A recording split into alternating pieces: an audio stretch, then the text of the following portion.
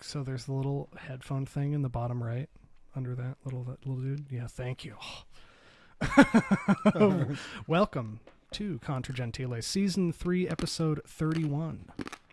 Oh, yes. The Lifesavers. Hard candy. Hard candy. I discovered that people apparently think it's weird that Jeremy says hard candy. It's actually something you do that I don't think is weird. It's something it's a hard candy.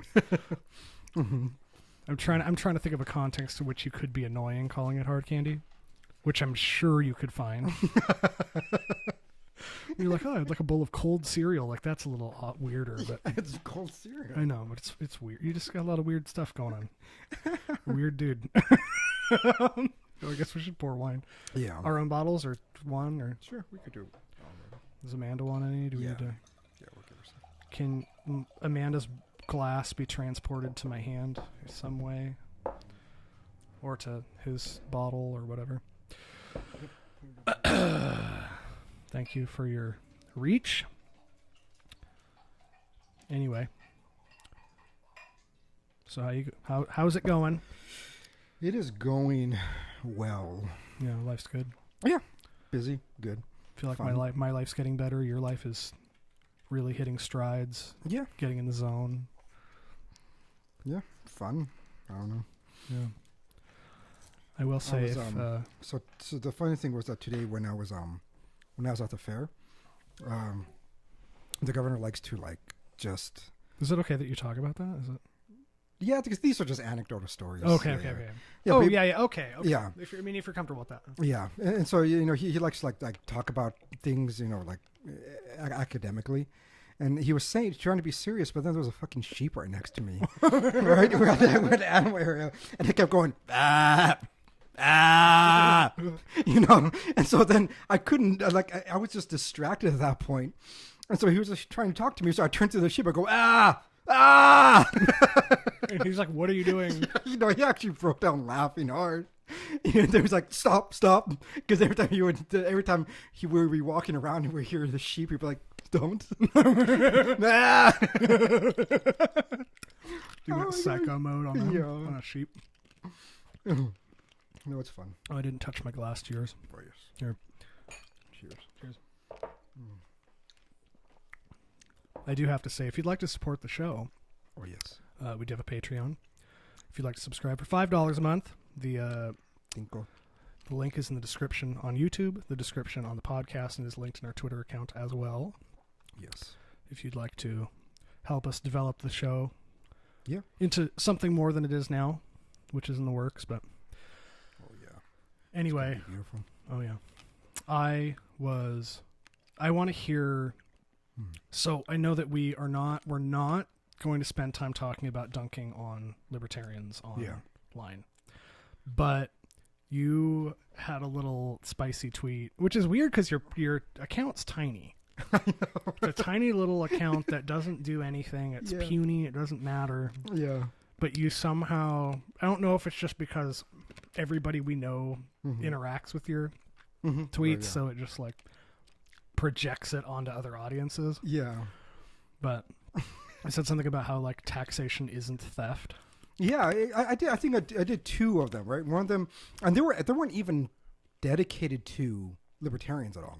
No, you were making fun of like Republicans. Yeah, and so let me at least give a little background, right? And so the reason why I did it is because of the whole loan forgiveness thing that Biden passed, right? Yeah, which we'll talk about also. Yeah, and so that day, everybody like on the Daily Wire, Crowder, you go to all down the Republican side, and they all were bitching, and they were saying these same phrases like "my tax dollars is going to pay for it up," that I'm subsidizing your student debt and everything. When I was thinking about it, I was like, it doesn't really make much sense. I don't want to pay for the dumb decision you made when you were 18. Yes, exactly. Yeah. And so that's really where my two tweets came. All I said was, one of them was, well, taxation is not literally theft, right? And then the other one was that this phrase, "my tax dollars," makes little sense. I didn't even say makes no sense. I said it makes little sense, right? Like I could see how one can derive that conclusion, but it would be as absurd as one saying "my consumer dollars," is being used for blah blah blah, and we tend not to do that, right? Who knows what the CEO of Walmart or Target or McDonald's really does? You know, what if they're using your consumer money for prostitutes or for cocaine or whatever they're doing? We're not sitting there and demanding something from them because they're using our money. All money that people get is from somebody else prior to them. That's just the reality of the exchange. Your employer can't come to you angry about what you do with your money, saying, well, you're not using my employer dollars. Yeah. In every scenario correctly. Every other scenario that we put that, I actually, that's probably a better example that I should have used. Because I think that's the way people think of taxation. Well, I just think there's an infinite number of examples. There are, right? Yeah. It basically that you're always giving somebody your money, and then they're using it, and the moment that you exchange that, it ceases to be yours. Like, what if your grandmother calls you up and she's mad that her birthday money she gave you isn't being used exactly how she wanted it to be? Yes, exactly. Yeah. Yeah. And then even worse than that is that this is an actual reality that we live in, right? And so it started to span just a conversation of, well, then what is in general our transaction with the state? Because I don't know what it is, but both conservatives and libertarians kind of share this, where they think that somehow you are born outside of the state, and that the state then imposes themselves onto you, onto the business owners and so on and so forth. But that's not an accurate depiction on what's actually happening. Like, what do you mean? Like, the state is not something that necessarily has any bearing on their existence. It just exists parasitically, and unnecessarily. That's the way that they phrase it. Yeah. But almost as if their existence is not contingent on the state. And the issue with that, we could go back to Plato, and Plato discusses this on, what was it? What text was it? I don't know if you remember. I remember that the narrative is a text, Credo, I think it is, the text where where he asks him to break out of jail, and he says no, and then he gives the reason why he doesn't break out of jail. And it begins to remind me of that, because Plato, in this sense, I think is very accurate. He says, well, what did I produce that was actually on my own? Right? And so both the libertarians and the Republicans think that they produce things on their own, absent the state. And that's false, because for example, me building a business, right? I had $20,000. With that $20,000, I'm able to produce a business that produces more than $100,000 a year. Yeah. I didn't do that just on my own. If there were no streets, so that's actually the Elizabeth Warren thing, when she's free. She's, you build your business on public roads, and she's framing it as you're somehow stealing from taxpayers by using public roads to build a business or something. There's something correct about it. No, I think intuitively. I think there's something very correct about it, because if there were none of these roads, it wouldn't be a city here in Anchorage. If there was no city, there would be no Fifth Avenue Mall. If there was no Fifth Avenue Mall, there would be no business of mine, right? And so there's many things that existed prior to me constructing this business. No. It wasn't just I just made it and I got no help from nobody, right? Yeah. No, it's like, no, there's water lines for toilets, that were subsidized by the government, if not outright built by the government. There were, sinks and faucets. There's pavement. There's maintenance that's done with it every day. Like, I've seen cleaners out there every day. On the streets, that's paid by the government. Like, all these things exist prior to me. We don't exist outside of the state. We are born into the state. Now, of course, when you have a rebellion, you construct a new state. I'm not denying that. I'm not saying that every single person in the history of mankind were all born in a state and it was stable. Because there are points where you revolt, you build your own state, you build your own government, your own laws, and so on and so forth. But in general, the way that most of us, I shouldn't say most of us, all of us in the United States have existed was brought into this world subsidized by the state. And the state already exists prior to that. Yeah. And so whenever we use these things, we're willfully using them. Yeah. I don't have to own a car. Yeah, of course. Right? I don't have to use the state. Especially because you drive a Chevy, that's also government subsidized. Yes, it's also government subsidized, right? Yeah, but I don't have to go through the many bridges that it takes from Wasilla to Anchorage. Yeah. Like none of those need to be utilized by me, but I do. You literally could buy a kayak. I could, yeah. There's many different things I could do, and then or I could just kayak across the the sound or the inlet or whatever it is. I didn't have to build a business. I don't have to get a job. Like none of these things are necessary. You literally could live in the woods. I could just live in the woods. Like that is an option, and for some reason they don't want to acknowledge that as an option. They're saying no, that's not a real choice. Like, what do you mean it's not a real choice? By real choice, or they say false choice. Yeah. By false choice, do you simply mean two options that you dislike? That doesn't negate the reality that you're still choosing. Their argument is that, even if you go live in the woods, because we live in Alaska, and I guarantee, if 100 people decided to walk into the Alaskan bush, and just stay there, and take down some trees and make a little hut or something, and just live there, the feds and the state would do nothing. Yes, they frequently do nothing. They do nothing. There are countless examples of that. Yeah, there are. Countless. Yes. Especially in Alaska. It's like, I know other states are not the same. I know that some other, like California, it'd probably be harder to get away with. Yes. But here. But as an American, any American that doesn't want to live under the state move to Alaska. Go to Alaska. Yeah.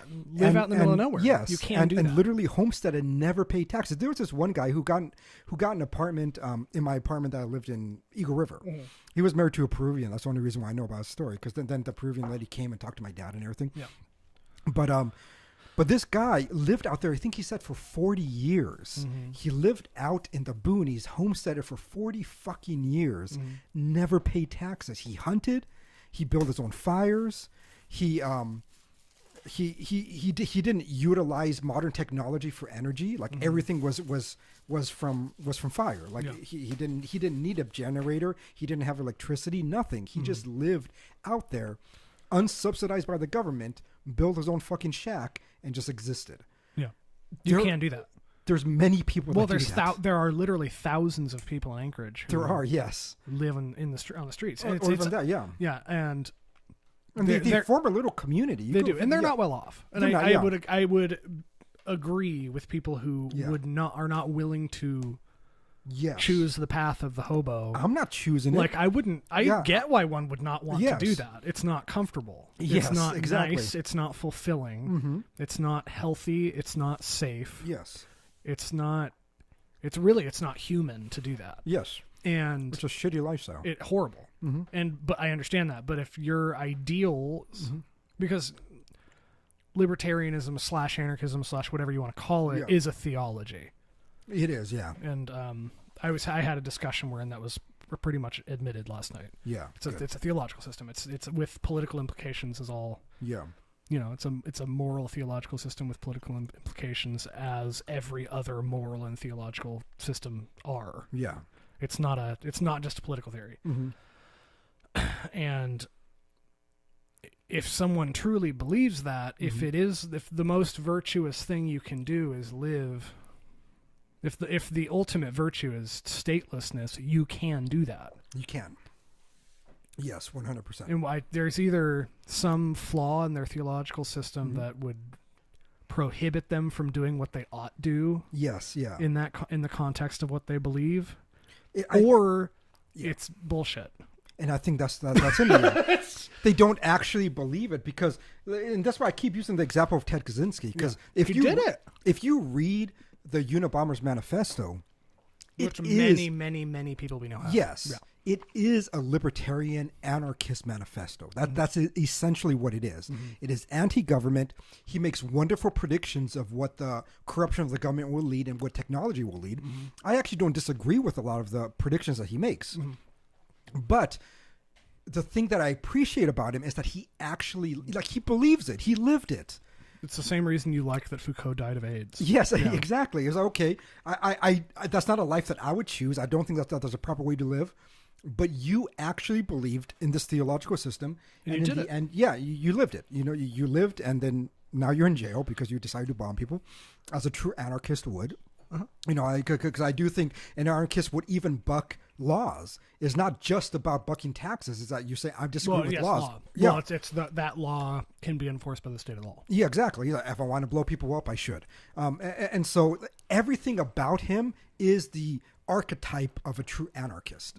And that's something that I appreciate about him. The same reason why I like Nietzsche. Nietzsche is the most honest atheist I have ever read. That's why you like Diogenes. And I like Diogenes, yes. And again, why I like Foucault. Yeah. It isn't because I agree with these people, but I think they're the most correct in their framework, both in what they say and how they live. Yeah. And so the issue that I continue to have is that they still want to deny that they're choosing to live in a society, that they're still choosing to follow the laws, that they're still choosing everything. And with that, it is voluntary and is no longer coercion. Well, yeah, I really don't like. I think the example of the, well, it's like saying, if I'm mugged and so I'd give someone my wallet, like I would. That's not even remotely equivalent. No, because you still chose that. Yes, you literally can die for it. You can, yeah. And the other example that somebody tried to give us, like, no, you know what? A better example, he was like, well, if somebody went to rape your wife and he raped them, did you will it because you allowed it to happen? Example, you're yes. morally culpable if you did nothing. But what I say is that, but that's not even though I disagree with that, it's also just a bad analogy because that's not what's happening. A proper analogy would be, you go to somebody's house, and then you knock on the door. And then they say, well, and you say, hey, can I live here? Can I work here? Can I do all this? Can I live my life? And yeah, you can. But the cost would be that I get to rape your wife every day. And then I say, okay. Yeah. And then I live there. And of course, our state is not that bad. But no, it isn't. But but that's a proper analogy because if you're not going against authority, if you're not actually just not working in anything, you are consenting by your actions. Consent is not just your words saying yes. It's like, what the fuck do you know? That is not the only thing that you consent by your fucking actions. Yeah. You could have never said yes at all, but if you willfully go to work every fucking day, you drive the car on the streets that government has built for you, on the bridges that the government has built for you, on using the city water, using everything, and you live coherently in that system, you have consented by your fucking actions. And if you go to H&R Block and you pay taxes, you have consented by your actions. You might be bitching the entire time while you're filling out the... I bitch the entire time. Yes, exactly. But for me then to deny and be like, I didn't will it, I didn't consent. It's like, what land are you fucking... What is consent then? Consent is an act. It isn't no, just but it's word yes. It's like if that's what I mean. Yes. What is yeah? Because in the end, then they have no definition. Well, what they're basically saying is that I don't like it. If I don't like it, it's not consent. It's like, that is stupid. I want to task someone with writing a dictionary for all of this. Yes. I don't know what they mean. I know. We should have like an anarchist dictionary. We should publish that online. Yeah, that would be beautiful. Because they redefined anarchism. Yes. Monarchy. Yep. Democracy. Consent. The state. Everything. Taxes. Yep. Coercion. Choice, apparently. Choice. Yep. Freedom. Everything. It's a different definition, and each one of them in the tail end is like things I don't like. That's all. That's all it really means. But if I just learn their definitions, maybe I'll understand what they're saying better. Yeah, I know. Yeah. Yeah. But yeah, and so it's frustrating because it was such a benign tweet. There was nothing deep about it. It's very simple. You were criticizing like Matt Walsh and stuff. You weren't exactly. Yeah. Like Matt Walsh is the one that pissed me off that day. Not something I can attest to, and obviously I don't want to talk about why, or the social circumstances of the last year for us on the internet. But once someone thinks you've attacked them one time, they will interpret everything you do online as an attack forever. Yeah. They will interpret everything you say as an attack against them. Yeah. Always. Everything's a subtweet. And I never attack everything's an insult. Yes. Everything's a personal attack. Yeah. And it's just default. So there's certain people that once you see their picture and you remember their name, they will assume you're attacking them all the time. Yes, yeah. There's no coming back. No, I see that, yeah. it's very weird because you know, if you get in a heated interaction with somebody, and then your interaction's over, and then a few days later, you tweet another thing that they interpret as an attack or whatever. Yeah, they kind of re-enter the conversation you were having before with the same level of animosity as when you left off. Yeah, and it comes off as like clinically insane. It's weird. You're like, whoa, like this wasn't about. I know what are you talking about. I said, this is not about you fucking anarchists. Yeah, I've already dismissed you guys. You don't mean anything because you're nonsensical, really. Mm-hmm. And so, but they're badgering and they're fucking ad hominems, and so then I just started doing my own ad hominems. Yeah, the based brown professor. You dare challenge the based brown professor? What was that one guy who said? I caution you to brace yourself. Yeah, I said he has his head still stuck up his mommy's womb while she strokes his dick and says, "Big boy." You're not banned yet. I'm not. Yeah, I respect people who don't report. I know, me too.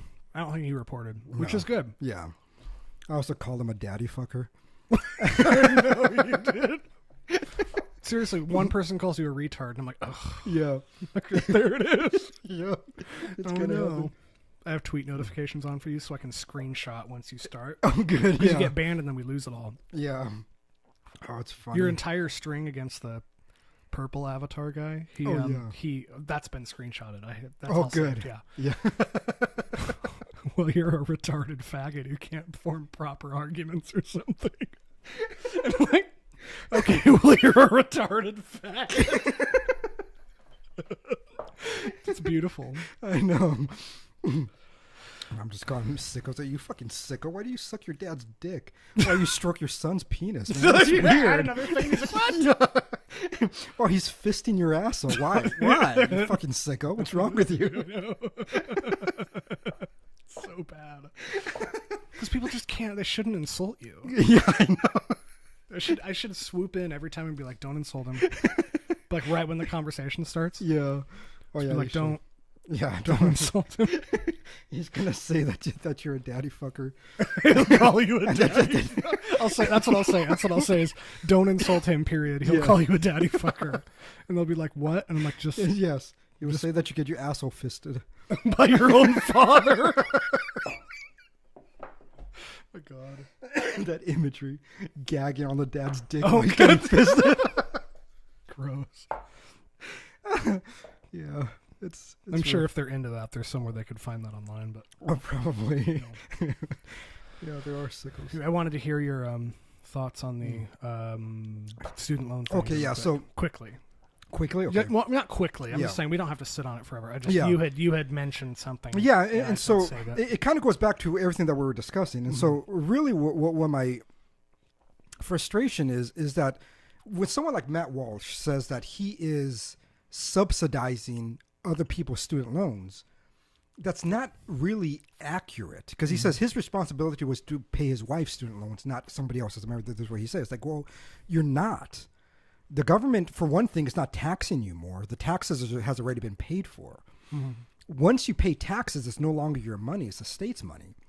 If they choose to invest it into, electrical vehicles, they're using their money that you paid them to do that. If they choose to invest in student loans, and you can choose to not give them money anymore. You can, if you don't like what they're doing with it.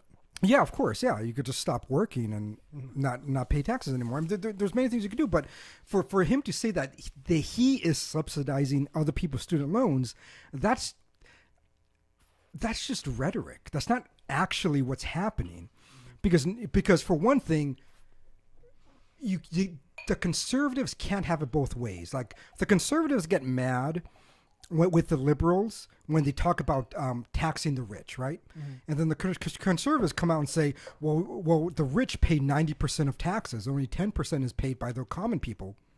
Okay. So if you're saying that 1% of the population pays 90% of the taxes, you're not paying my student loans. Yeah. It's the rich people that are. And the rich people are the ones who are supposedly going to be the most forgiven. Yes, yeah. For loans. Exactly. No. And so they want to use the argument when it's like boycotting McDonald's for if they put up a gay flag or something. It is, right, yeah. but the stupid thing is that they want to utilize the arguments when it benefits them.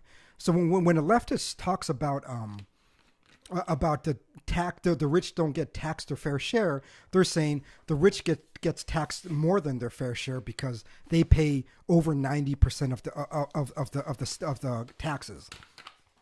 And then when they say that they want to use a tax money to subsidize student debt, they're saying now they're using my money to subsidize. Which one is it? Yeah. Is it that that 90% of the money is the wealthy, or not? Because in this case they're not being coherent in their position. Mm-hmm. That's the part that annoys me, and it's like that's not really. He's not he. These people are not subsidizing the debt. The debt, for one thing, the federal loans were given by tax money to begin with, right? And so either you have to be mad that federal loans exist at all.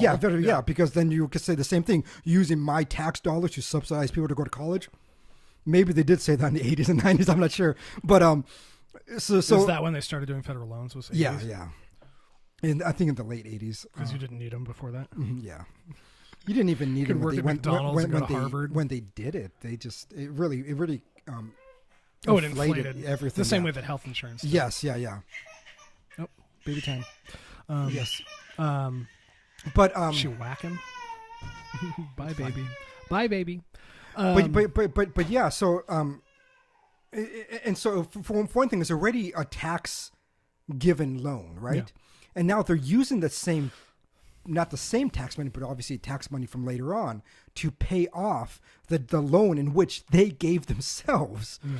And so it just seems very childish. I was about to say juvenile. It's a very, very simple concept of how tax money works. Exactly. How money works in general. Yeah. It's like, no, you're not. You paid your taxes. It's the government's money at this point. They subsidize the military. They build roads. There is some kind of your money that you pay into it is used some way, but you are not funding. You're not paying for that. You are giving it to someone else who's paying for it, which is a different thing. It's a different relationship. Yeah, I think it's a 100% different relationship. And so I keep wondering, why are they mad? Why it's. I could understand, like, if I bought a bass cabinet for my bass guitar off of Craigslist and gave a guy $500 and he uses that money to buy a gun and shoot his wife in the head, like I could be like, oh that sucks. But then why is I can't.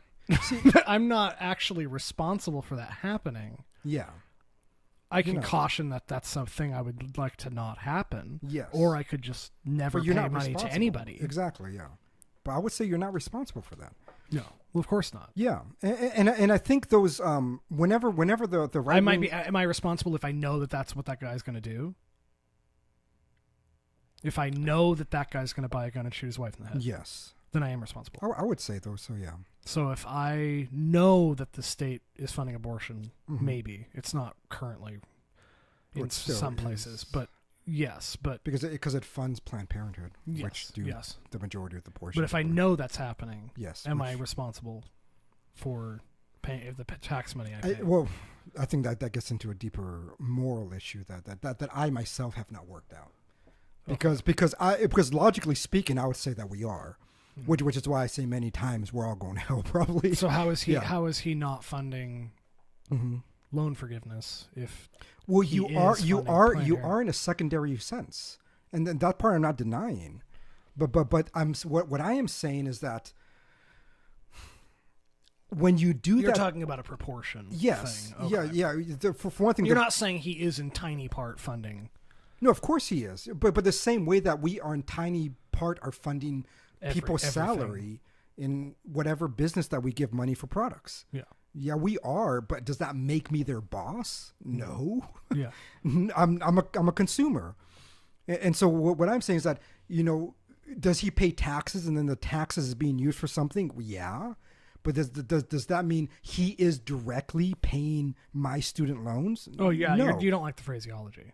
It's not only the phraseology. I'm saying that it doesn't accurately depict what's happening. Yeah, he isn't. Nope. But you're not paying somebody's student loans. You're paying taxes. Yeah. And now the tax money is being used to circulate. Yes, because then I know that he would have no issue. What I said to you is like if some law where budget were passed where a certain amount of money was given to family with children per child per age or whatever, if they made a program for that, which I would not be totally. Yeah. I wouldn't be against that. Yes. But he would probably celebrate that even if people without kids had to pay it. Yeah. They're funding other people's families even though they themselves don't have kids. Yes. It's the same. It is. It's a different. Yep. Someone who does not participate in the thing that's being paid for is paying for the person who is participating with their taxpayer money. And he in a secondary sense. But in the same way that he thinks he's describing. And exactly. But he would be in favor of that gleefully. He would laugh at childless married couples. If that were the case, he would. Yeah. But principally, his argument is that he isn't participating in the paying of student loans. Yeah. Therefore, he should not have to. The money he pays to the state should not be utilized by the state to give tax breaks. Yes. Or not tax breaks, loan breaks. Or whatever. Loan breaks are their own fucking and loan. it's because that is wrong. It's not that he doesn't like. He doesn't like the people who are being forgiven, because you can't say that. There's such a wide variety of people with student loans. Of course, he can't just make everyone with student loans is a lesbian, wheelchair, pink hair freak that he would hate. Yeah. So he can only make the argument that it per se is bad. The forgiveness at all is bad. In the end of the day, the only argument that I really hear coming from them is that they just think it's unfair. Which I'm saying, if that were somehow flipped with the plan I proposed just now, where even if parents of children were paid a certain amount of money for the children, even with your example, it wouldn't be fair. That's what I mean. So that's what I'm saying is that I would still, if the same principle is applied, he would then be happy about it. He'll be unhappy about the unfairness. Yeah. No, he wouldn't be. I'm saying he personally would not be. Yeah. So that's the inconsistency to me. Yes. Yeah. He would laugh at people without children for you have to pay for you have to pay for the furtherance of society or whatever thing he would say about. And I'm assuming he would say that. I kind of know he would. That's what I know. He would say. I mean, a lot of that is just presupposed. I mean, he might be against it. I'm not sure. I doubt it. Yeah, but it's more likely that he wouldn't, right? Yeah. But yeah, it's.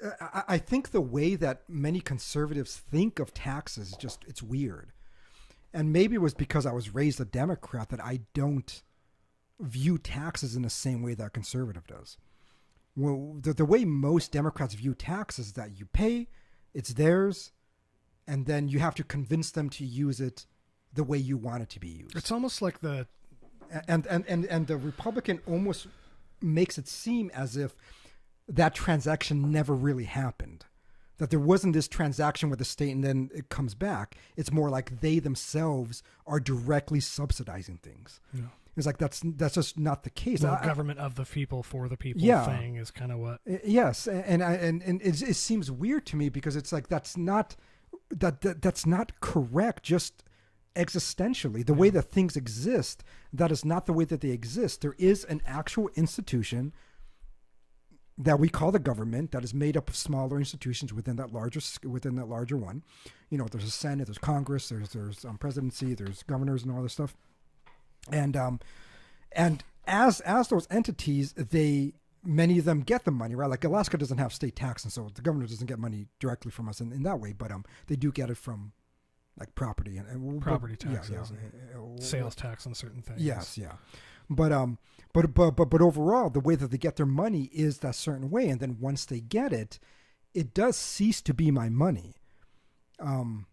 Well, it almost just misunderstands what ownership is at all, which is funny because property rights are so important to these people. Exactly, yeah, but they don't know what it means in this to own case. things. Yeah. In this case, the government doesn't own anything. So what do you mean by that? Yeah.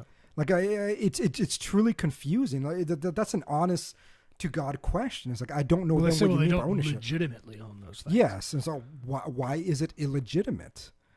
Like they have things that we use, and then they're saying that comes at a cost. How is that like an illegitimate thing? We all use the roads, we all use the bridges, we all use all this shit, and then they're saying that this shit isn't free because it wasn't free for them, and then they need a certain amount of money for maintenance, and so on and so forth. So here's the X amount of dollars that is required for the government to kind of run all the shit that we give you. Yeah. And that's all. I mean, in the most basic sense, that's all the taxation is. Taxation isn't like this little Jew sneaking around your house and just stealing your money. Right? Well, that's what they think it is. It is, yeah. And it's weird to me. It's like I can't really get within their framework because their framework seems so skewed. It's almost as if they took rhetoric and they think that it is literal. Yeah. Because like I have no issue if somebody's just rhetorically saying taxation is theft. Fine, that or like employment is slavery. Like we made a whole episode about that. Yeah. But that was rhetorical. Do I honestly think that somebody is taking us against our will, beating us over the head, making us a property, and enslaving us? No, that's not. It's not a literal thing, but it is an analogy. Yeah. I think it's a correct analogy that you still have a master-slave relationship with your employers. Yeah. There's no. I see very little important distinction between those two, but I understand it not as a literal thing. But when they say taxation is theft, it seems like both the conservatives and the libertarians take that as a literal thing, like it is actually no different than a black man breaking into your home and just taking your money at gunpoint and then leaving. And I guess that weird disconnect is very bizarre to me. One that also causes just a lot of passion to people if you simply bring that up. So should we transition to Shia LaBeouf? Oh yeah. I'm gonna tweet real quick announcing that I forgot to put the little stream announcement out. Damn, these headphones are so much nicer. So I've known how long have you been aware of the Padre Pio movie? Not much at all. I feel like I was aware of it maybe longer than you were. Yeah, maybe I heard it like online. probably 2 weeks ago. I don't know who the director is. I don't remember his name. Yeah, I don't remember. Whatever his name is. Everyone listening knows, but we're going to say it anyway for the one guy that doesn't. But Shia LaBeouf is in a movie starring Padre Pio, who is an Italian saint known in huge part for being a stigmatist. Stigmatist. He had the stigmata. But also for his style of delivering mass, like Latin mass and stuff. Anyway. But during the preparation for the film, he studied with Capuchin. Something. Capuchin monks. Yeah. Not monks. Priests. Priests in California and in Italy. And he converted, which I think is what just kind of a testament to what happens. If I know. If you actually just investigate it. Yeah. But he was like prepared for this film and went into it not expecting to convert, but was. Yeah, he said he even went into it just with his ego, which I thought was good. I know. Yeah, that was amazing. You're protecting from fruit flies that are actively flying around. Yeah. Oh. Random. Are they all over the studio or just here? No, this is the first one I've seen. Weird.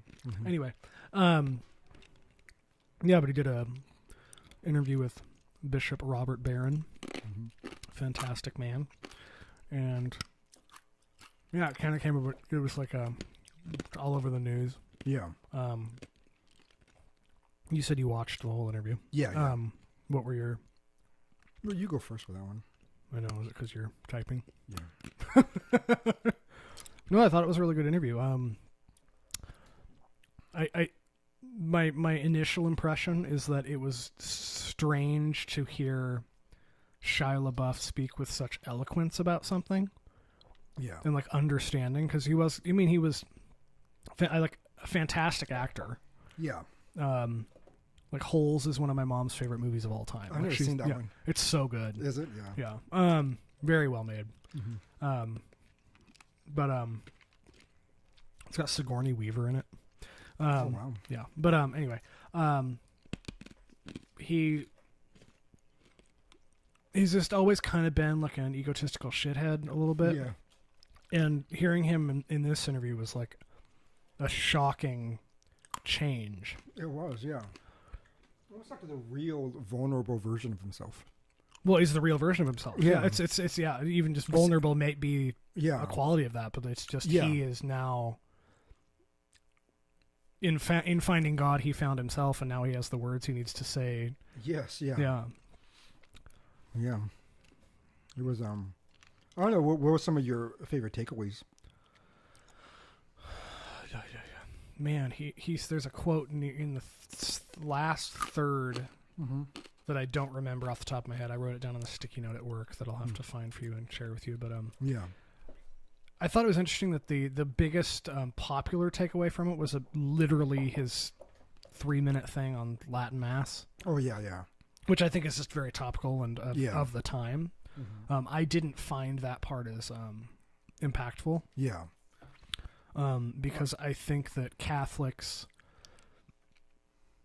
they're aware of what they don't like about the way that the Novus Ordo is delivered. Yeah. But I don't think, like I have coming from a very kind of evangelical / fundamentalist Protestant background, coming to even looking at Novus Ordo, I'm like, this is nothing. You do not have any idea what it's like to go to a weird church service. Yes, yeah. Like it's not, Novus Ordo is not a big deal to me. Yeah. It really doesn't bother me. Right, yeah. It's still way more reverent than what Protestants do. Yes, yeah. So at that part, for me, that part didn't, like I thought he was very eloquent how he described the way that, what does he say that when he with the guitars feels like someone's not trying to sell him something, which I think is kind of how it feels. Yeah.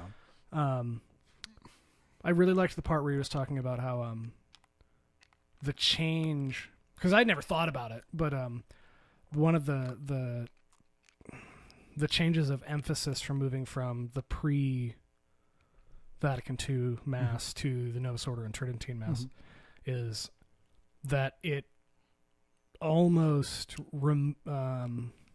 stripped the priest of responsibility and agency in delivering Mass.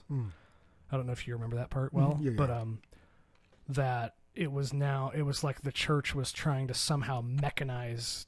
He used the term activating the congregant. We're gonna put you through these steps, and then you're gonna experience God or something. It's like they tried to formulate a way to make people have emotional experisions, and to like quote unquote activate them, which I thought was a good word to use. But it was no longer just the sole responsibility of the priest to deliver Mass in the best way that he could. Well, now they've tried to remove some of that responsibility, or I don't know if that was intended. They weren't necessarily trying to remove responsibility, but they were trying to structure in a way to evoke a different kind of response. Yeah.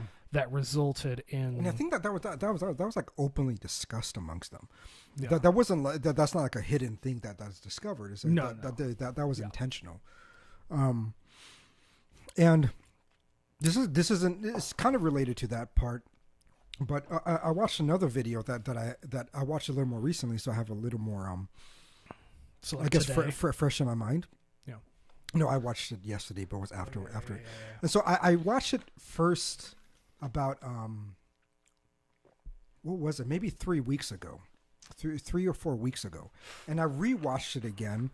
Part of it was because of his interview with it, but also partly because you mentioned something that I wasn't fully aware, but I didn't disagree with you. Yeah, that they were claiming that many of the changes that they made for the Novus Ordo Mass was actually the attempt to go back to a more original version of the liturgy. And I watched this historical research that was done on everything okay? Mm-hmm. Oh. Historical research that was done on liturgy of the what was it? Basically the first century liturgy. Mm-hmm. And what I found fascinating was one thing I wish I could have lived at that time. Yeah.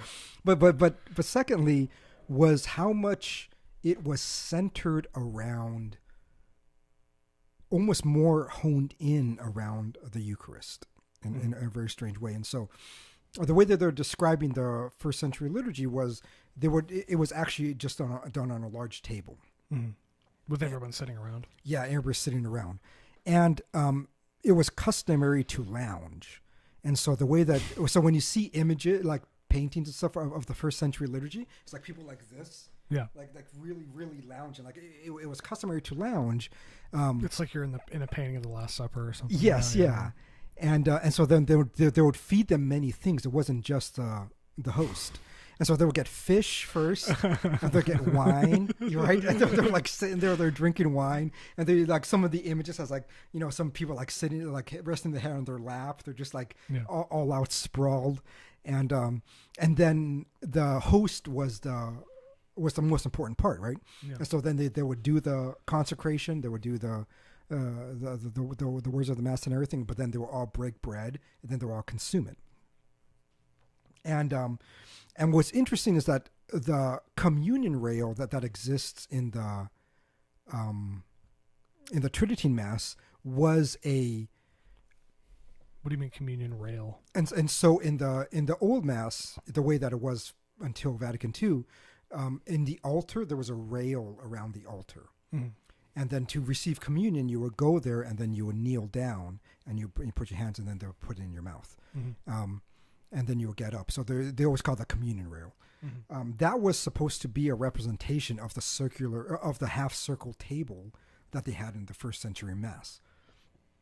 Which so that's an extremely long tradition that was broken. It is, yes, extremely long tradition.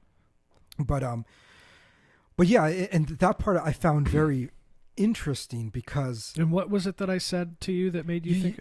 You I think I missed that sentence. You said that you heard that the Novus Ordo Mass was trying to go back to the original liturgy. Mm-hmm. And in some ways they were. And so what you're saying, what Shia LaBeouf was saying, he's not wrong. Like their intention was, so the way that it was more communal in that sense, that you would lounge around a table, you'd be drinking wine, eating fish and all this stuff before the consecration. Mm-hmm.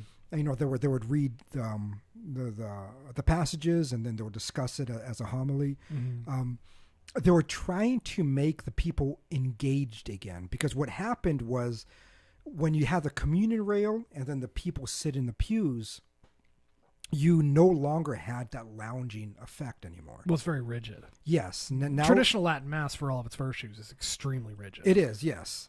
And so they believe that it built a certain, and I don't think they're right in this criticism, but what their argument was that it built a certain disconnect from the people to the host. It built a certain disconnect between what was what used to exist in the first century, which was people around a table and the priest would not be facing away from you, but yet he'll be facing you within the communal table. And so there's reasons why the structure of the Mass went there, because they want to focus on the Eucharist, you know. So which I don't think is intentionally incorrect. I don't either, because I do think it's a good thing, but that I think their attempts failed. Yeah, of Vatican II. Did, yeah. But I do think that the intention is not necessarily a bad one. I think it's good. I don't think. Yes. I don't even think you have to say necessarily bad. You can say good. I mean, it's a good. Yes, yeah. It was a good intention to kind of harken back to this. I think first century liturgy that if anybody wants to watch, I think it's really worth watching. because it kind of brings into. Wow, what is this? It's a Brigadero. Where'd the boy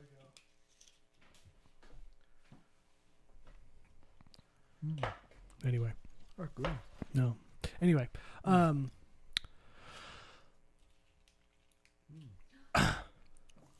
Anyway. Sorry, it's really good. No, I know they are. It's just sweetened condensed milk, chocolate, and butter. Yeah. Anyway. Holy shit. I figured out the right cooking temperature for it. Yeah. Wow, okay. Sorry, I really didn't mean to derail that. They've been sitting there. But yeah, I think that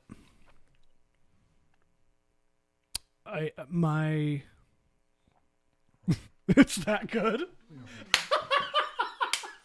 I finally made something that made you like shut up. Normally you have comments.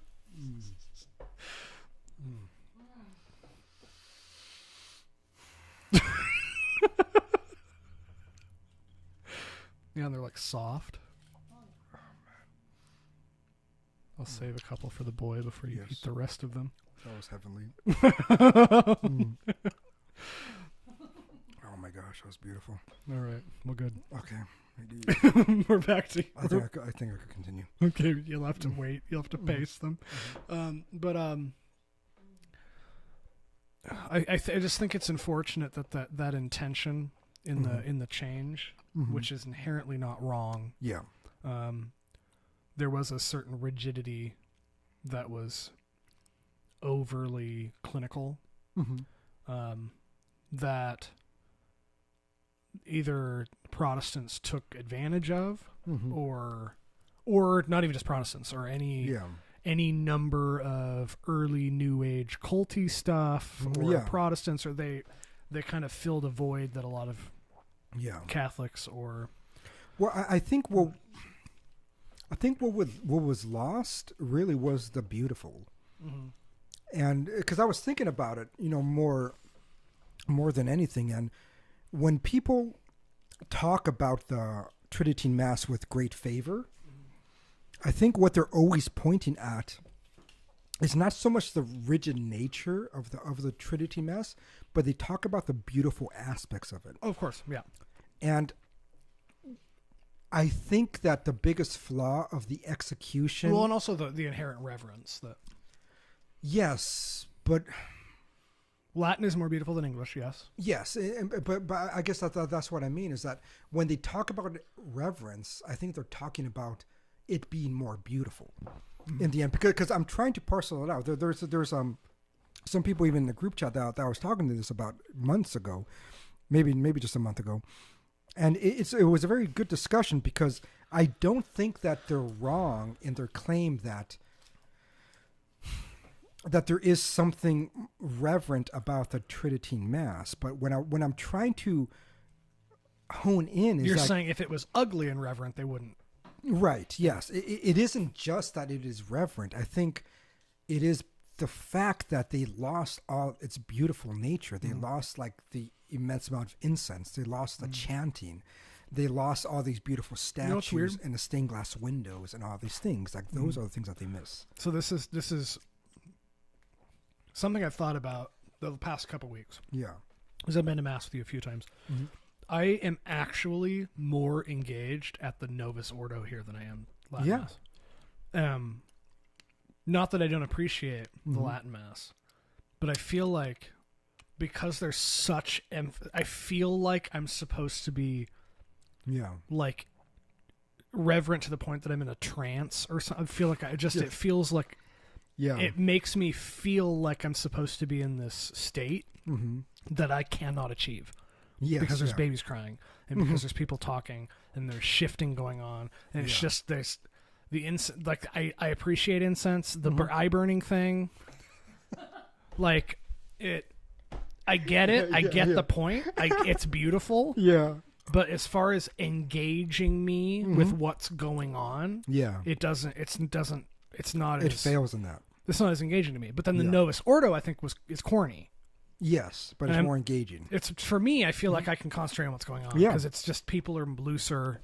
Yes, yeah. They don't just whatever. The more people are there, it's just that the priests are more conversational. They're more, and I just feel like I don't feel as like. Yeah. I get that going to mass isn't supposed to make me feel like a good guy. Yeah. But I feel like I'm not.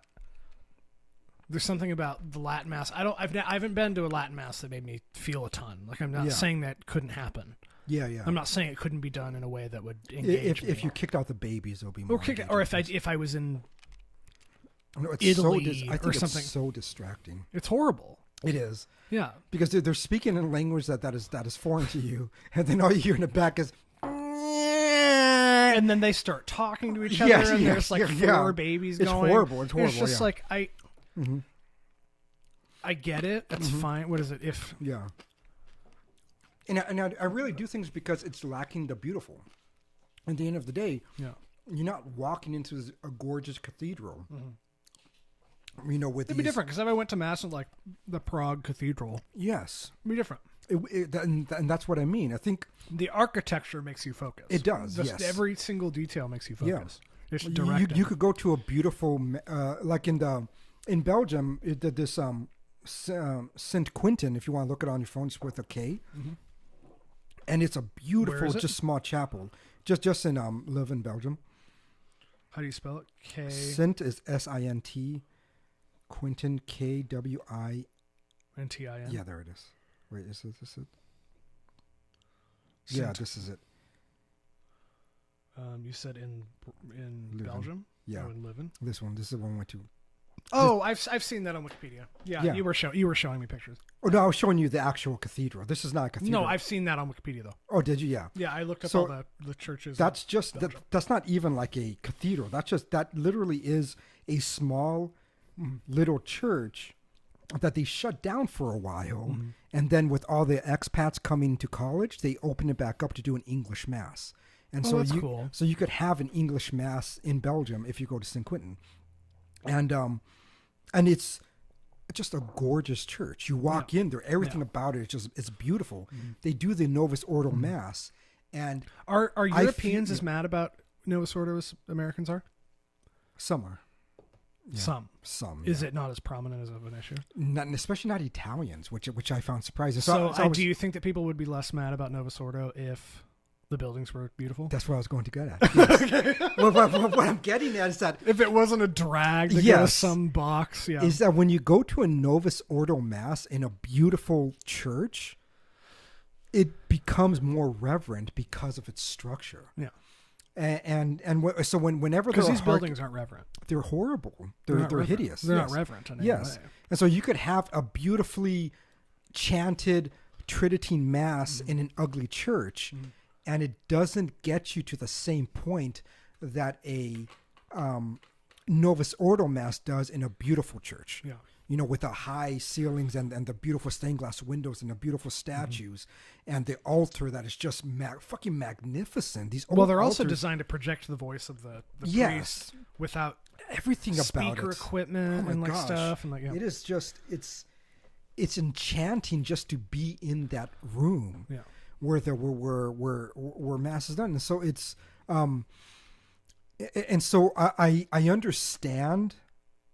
Obviously, I enjoy going to the Tridentine Mass more than I go to the Novus Ordo, but from my experience and from my travels, and I think just thinking about it more concretely, what is missing really is the beautiful. What is missing is all of these other aspects that encompass the liturgy that is no longer in existence. So I wonder, because you could say, I'd take it from mine, or you can grab it over. Because the Vatican, the Second Vatican Council happened because partly to correct Trent. At least the attitudes after Trent. The attitudes after Trent. Yeah. But also, did they blame the lack of engagement? Yeah, they did in the mid-century on Trent. Oh, no, I don't think Because they I wonder if explicitly. They didn't explicitly say Trent in any of the documents. I think what they were basically saying was that people. I'm trying to remember the exact term that they used. It was that damn it, I can't remember the exact term. I apologize, but basically the idea is that people were too focused on the form of how things were done than the actual essence of that thing. Which is what I would say people who are, the real strong traditional Latin Mass junkies. Yes. That's what they're doing. Yes, yeah. Easily. And that's what they're accusing that many people happened. And that really came about even more after Vatican. So it almost galvanized. Yep. Which is the failure. It is, yeah. Okay. And I think they went too far in eradicating the beautiful because, you see these, because I know Bishop Barron moved now. I can't remember. Is it Minnesota? I can't remember where it is. But he's from California. He's from California. Yes, I know. But I think recently he got a higher position. But when you see that cathedral in Los Angeles, the Los Angeles Cathedral. It doesn't matter whether you say the most reverend, Latin Mass ever. It's just embarrassing. It's embarrassing in there. It's just an auditorium, and so I think what can change many people's minds about the Novus Ordo. One thing is get rid of like the guitar playing and all that shit. That's really an abuse from it. That the Novus Ordo never actually said that's appropriate for liturgy. What about an organ? Why an organ and not a?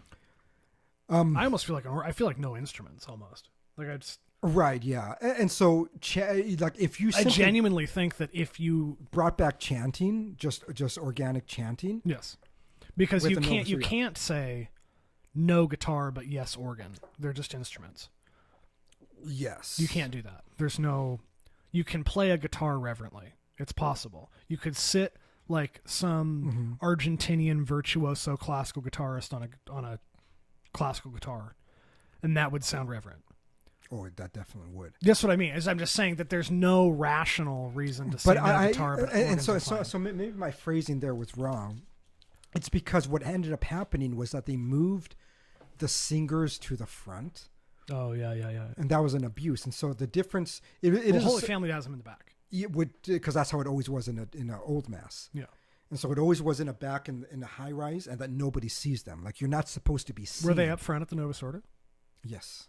Oh, I don't remember them being there. Oh, in this one, no. They kept them up there in this cathedral. Okay. Yeah, because there really is no room up there. It was built during before Vatican II. Well, yeah, because then they're performing. Yes, and then when it becomes... Okay. I could see having a guitar player up on stage. Yes, that's what it is. It's a performance. It's that you're up there and and people see you. Yeah. But you're right. If somebody was sitting in a loft in the back, up there playing like a fucking beautiful Spanish guitar, yes. Yeah. No, I don't think anybody, even the hardest person would have an issue with So it's more the placement and the attitude. Everything, okay. Yes, yeah. Because guitar is like a... You could put the organ. You could put the organ up front and have the person do a dance, which would still be distracting. Yes, okay. Yes. Yeah. I get it. Yeah. It's not because when people go, "Oh, they're playing guitars," I'm like, "What's the?" Yeah, that's the wrong.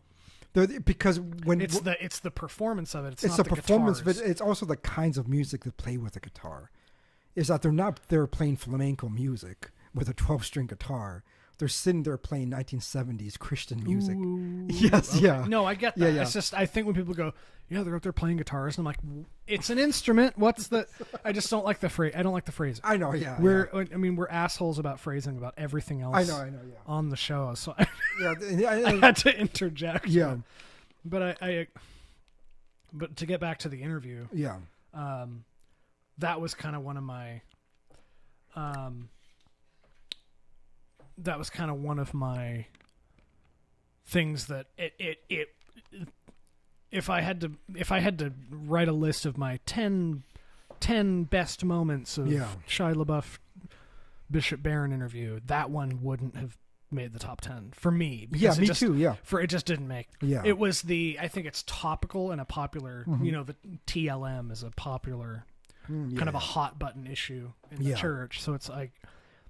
it was just, I was like, that's what you got out of it? Like, I think, because I think for it many... just reaffirmed your love of the Latin Mass Yes, and hatred for Novus Ordo. Because I think for many of the trads, it kind of affirms their original position that if we There's just got... nothing he said was trad.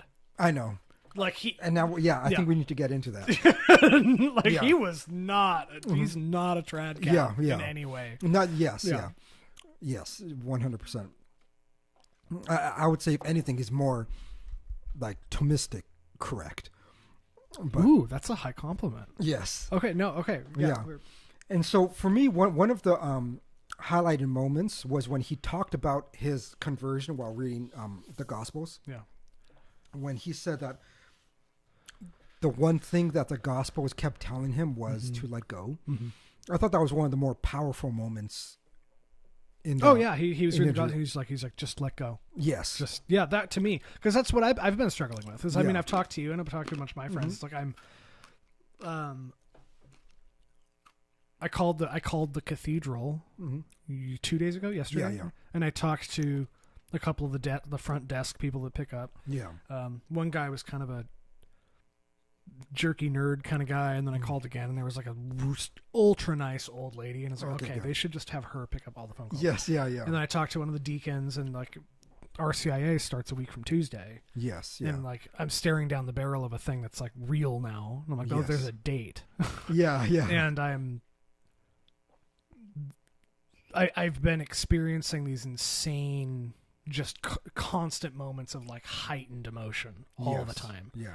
And I know, obviously, that's not a perpetual thing. Yeah. But when he's talking about the let go thing, I'm hearing him talk about it while I'm there. Yeah. Which was weird, because everything he's saying, I'm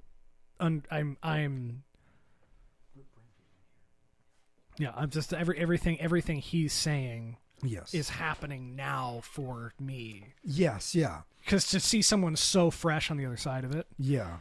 And what were you saying? You were talking about let go.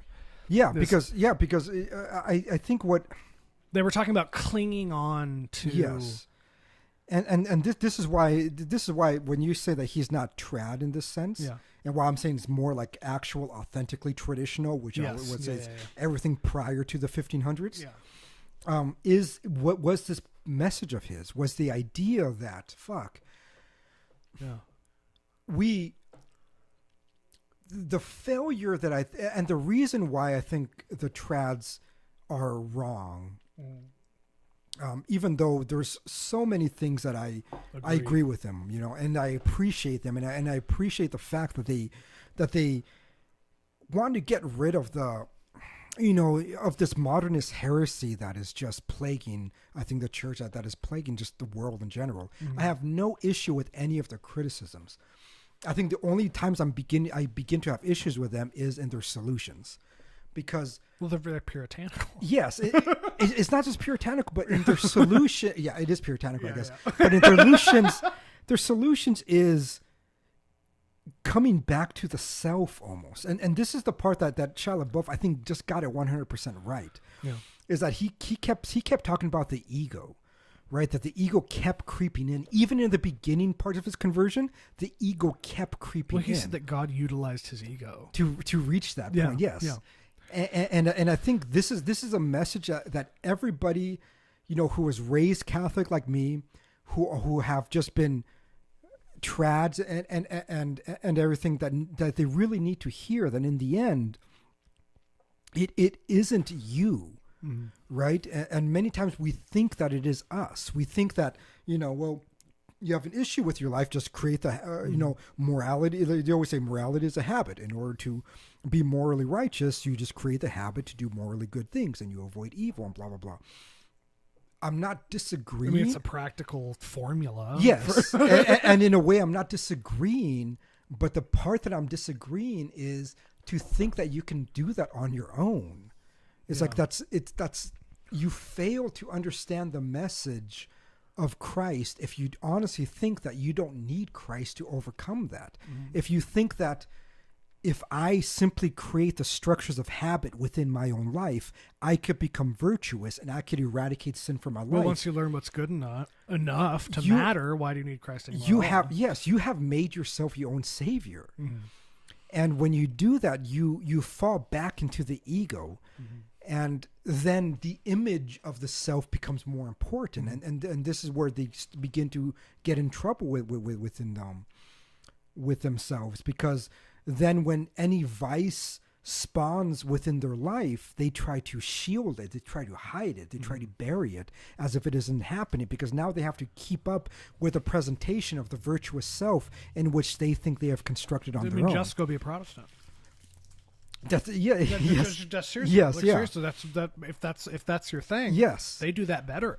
They do. Yes, I know. Yeah, that's their whole theology. Yes, and in the end, they probably could teach you more about doing that than the Catholics can. Yeah. No. But the thing what he was saying was like, no, in the end, you had to let go of everything. Mm-hmm. You had to even let go of the self, because he said that, he was raised as many of us were in that generation. Because he's about our age, right? Or I guess you're really young. He's probably between us. Yeah, I think. Let me look up. Yeah. Yeah. Anyway. But anybody that's like 40, between the ages of like 34 to 40, or even older, like 34 to 60. Yeah, he's 36. 36. Yeah. He's a few years younger than you. Yeah, 4 years younger. Mm-hmm. But we were raised with this idea that you have. He talked about this. You achieve it, right? This is why he did that "just do it" speech thing, right? It's a great representation of that. Yes, it is that which is not a bad speech. It isn't. Yes, but it's the idea that yes. But it's the idea that if you want it, you do it, right? You go out there and you get it. And this is where the ego creeps in. It's like, I got this part. I'm doing it. I'm achieving it. I'm doing everything.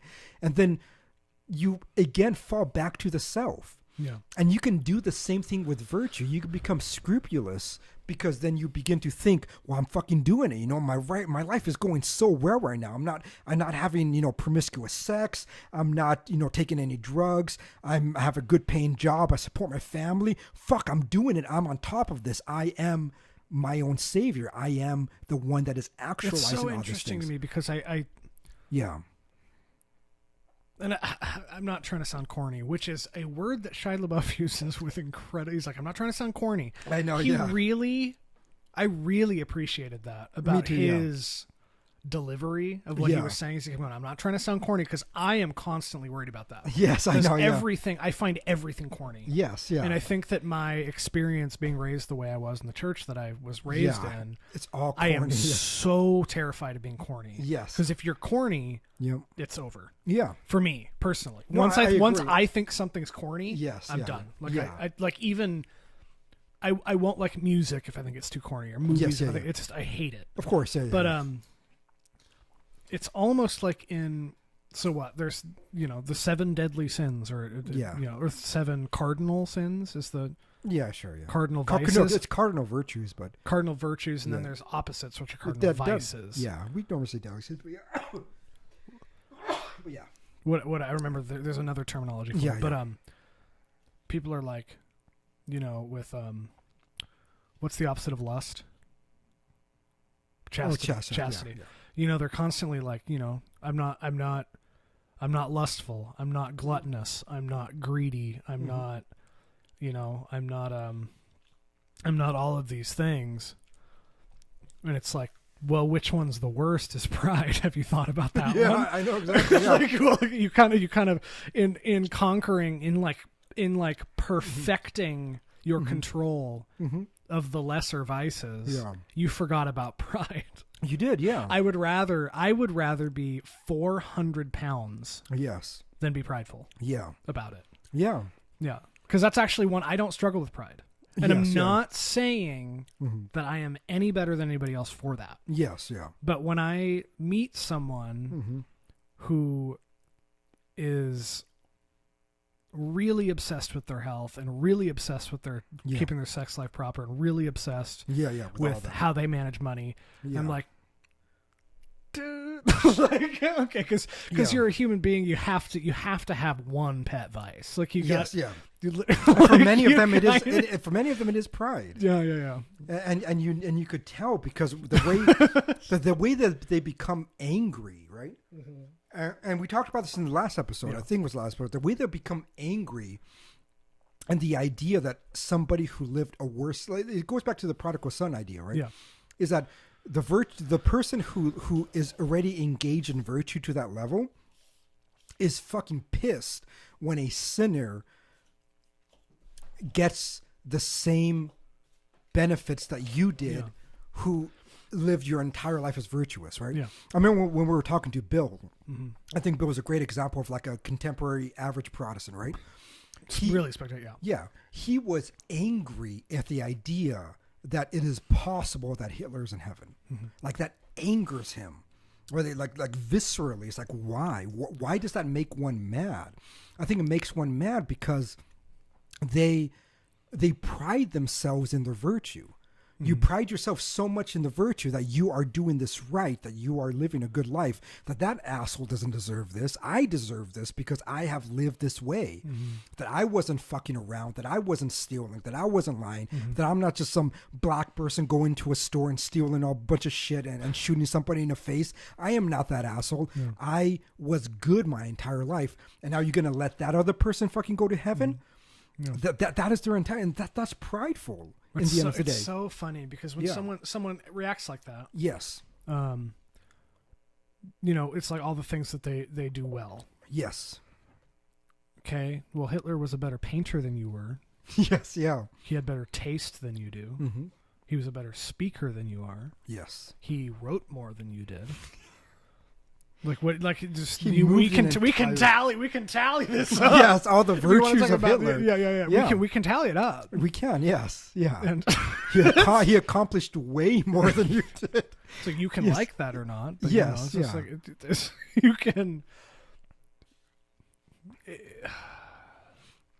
Anyway, we can get back to the interview. I don't want to tally up Hitler right now, but. Yeah, I know. We don't have to, but I think it goes back to the interview, and I think goes back to what I think Shia LaBeouf was saying was so correctly. Mm-hmm. That in the end of the day, it was the eradication of the ego. Mm-hmm. It's just this let go moment. It was this moment. It was like, there is nothing that I have that is good in my life that I have gained for myself and by myself. Nothing. Yeah. Right, the very fact that I could. He was talking about he had a gun on the table. He didn't want to live anymore. Exactly. Yeah. Yeah. But that was so extremely vulnerable that he would. I know. He would divulge that information. Yes. Well, he doesn't have anything to lose. He doesn't have a career to lose anymore. Yeah. But he's at the end of the road. He's at the end of the line. He's got a gun on the table. He couldn't leave to get food. Yes, he needed that though. Yeah. That is what drove him to the fucking truth. Mm-hmm. It was that he was so fucking egotistical. That his entire breakdown of his career and everything that he built, because he is a strong person. There were things the things that he built, he did shit, and he accomplished shit, and it all came crumbling down. I think Barron commented he literally is one of the best actors of his entire generation of actors. He's a great actor, but yeah, does it matter? Yes, that's the thing. Yes, and the end of the day. It was he had to let go of it all his accomplishments, everything. And that is just so profoundly beautiful. That's the part that I was like, he was getting choked up and I was getting teary-eyed. Yeah. Because I was like, that is so fucking powerful. Yes. That's what's beautiful about the Catholic message. It is an ultimate submission, right? It is the submission to the will of God. Mm-hmm. It is submission to Christ's death and salvation, that you are nothing without him. Mm-hmm. And you are in the same boat with all these other sinners. It's like when we attempt to separate ourselves, right? Somebody wrote me on the private message, right? About a previous episode. To your Babyface account? Yes, my Babyface account. Yes, and it was a really, really good episode. He said, comment. He said, I see what you're trying to say in there, He said, but the part that is hard for me is that he does not want to then believe that that one can gain salvation absent the church. And I get that. But in the end of the day, I think that is where us believers come into play, that us believers and the saints, and it goes back to the "Oh My Jesus" prayer, which I think is a profound prayer. It's an older prayer. I don't know that. But I think it became official quite recently, like in the 1930s. It was before Vatican II, right? Yeah. So the "Oh My Jesus" prayer is like, "Oh my Jesus, forgive us our sins, save us from the fires of hell. Lead." This is the part that I think is profound. It says, "Lead all souls to heaven, especially those who are in most need of thy mercy. Amen." It is such a beautiful prayer. So something I found interesting, I actually didn't know what that was.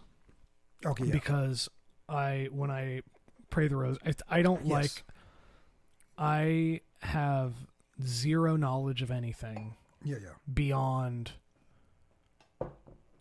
pretty complex metaphysical arguments. Of course, and ethical arguments and stuff, but I don't have any, like the history and all. Well, I mean, history too. I know also. Like we've both on the show. We've talked about the councils. I know likely more about the councils than most people. lay people. Yeah. And I've also researched them on my own. I've looked of at, course, I kind of got the gist of every council that ever happened. Yeah. I have an idea of the chronology and stuff. But when it comes to like, these are all of the set prayers we say. These are this is what you do when you walk into mass. This is, I have no idea. Yes. Yeah. And I actually use the Bishop Barron rosary thing that he put on Spotify, which I think is good. I think it is, of course. It's you say the Nicene Creed and the Holy Father or whatever, and then you're sitting there, and then he says the first mystery is this, and then he gets like a 2-minute and a half little thing on that, which I think are beautifully done. Yeah. And then you say the 10 Hail Marys, and then you say, is it Glory Be? Glory Be. And then he says the one that you just named. Oh My Jesus prayer. And I'm like, that's not listed on anything that I've ever read about the Rosary. Oh, really? Yeah. Is that an actual? It is, yeah. Okay, because when I'm looking up the Rosary, that's not listed. Yes, because it became official in the 1930s, I believe. Okay, because I wasn't aware that, and I'm like, I don't even know what this is. It was practiced prior to the 1930s, but 1930s is when it became official. Okay.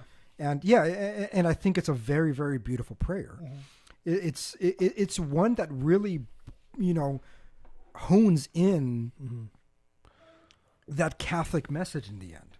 The Catholic message that you're on the, while you're, when many people are sitting there praying the rosary, I think you can get into the egotistical side of it where you're thinking you are so virtuous because you're doing your daily rosary. That you're sitting there and you listen to the prayer, or no. You're doing all these things, but in the end of the day, we have to always remember that we are in the same boat of all these sinners, and that if we're not praying for the salvation for the sinners who most need of Christ's mercy, then again, what was it all for then? That's the point of it. It isn't absent the church. You're incorporating the church to go beyond us, right? To go to all these fuckers that sin. And this is, I think, what Shia LaBeouf understands. I think he understands it because he himself is a fucker. was such a grave sinner. Yeah. And it's something that I think it's easy to forget once somebody converts, goes into church, and then begins to live a virtuous life. And we begin to think that it is for us. And then there was another part, I think directly after that. I would have to watch a video again, but I don't remember which priest he was talking to at this point. Yeah. But when the priest basically told him that, well, just because you understand all this stuff, it doesn't mean that it is over now. Now it's that you go forth, right? You go forth to the world and preach this truth. Is that I think too many times trads hold it for themselves. It's like they gain this truth and then they're simply like wanting to hold it onto them. They become virtuous. They spread it to their family, and that's really it. Like, we're living a virtuous life. We're not doing any sins. I'm just aiming for heaven. I'm in the right trajectory. I am going there. I am not sinning against God. I am doing the will of God. It's very transactional. It becomes transactional there. Oh. That's a part of the letting go thing is letting go of what happens to you. Yes. It's like you let go of what you're doing. Yes, you let go of that. Yeah. It's not let go of everything but yourself. Right. It is that in the end, I try to find more eloquent ways to say this because it really, really upsets conservatives and trads. But in the end of the day, if you're more concerned of your own salvation than the salvation of others, I think that there's something that became disconnected at some point in your conversion to Catholicism. Because it shouldn't be the case that your conversion was because you yourself were seeking discomfort. Mm-hmm. You go back to the St. Francis prayer where you say that you would rather console others than to be consoled. It's a very, you could read all these great saints and all these prayers in tradition in Catholicism, and we sing it at Mass and we say it, and it's almost as if they're not focusing on these words. All these people, all these trads, they go to, what they do right before Mass, if you go to a traditional Latin Mass, is that you say the Rosary. You know what prayer they say? They say the Oh My Jesus prayer. Mm. And you know who they immediately call a fucking heretic?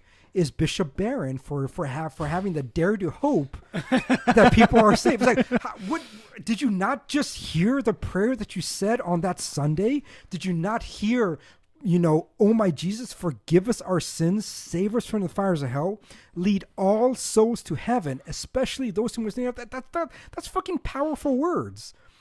And then he's a heretic for hoping that to be the case. Yes. Forgive those who most are in need of his mercy. That's not heretical. That's just... It's in the prayer. That's in the prayer. That's Catholicism, right? And it's the same with all of these, I think, fundamental Catholic ideas that make it so distinct and unique against Protestantism that we can't forget that it isn't us that we need to be the most concerned about. It is goodness itself. Mm-hmm. To go back to the scripture verse where he says, those who seek to save their lives will lose it, and those who lose their lives for my sake will gain eternal life. We have to remember what that means. It's like, mm-hmm. if you're there and you are doing all of these things because you think you're going to save yourself, like, I am doing all these virtuous acts and I am going to heaven, while your neighbor is fucking up his life and you're never there for him, mm-hmm.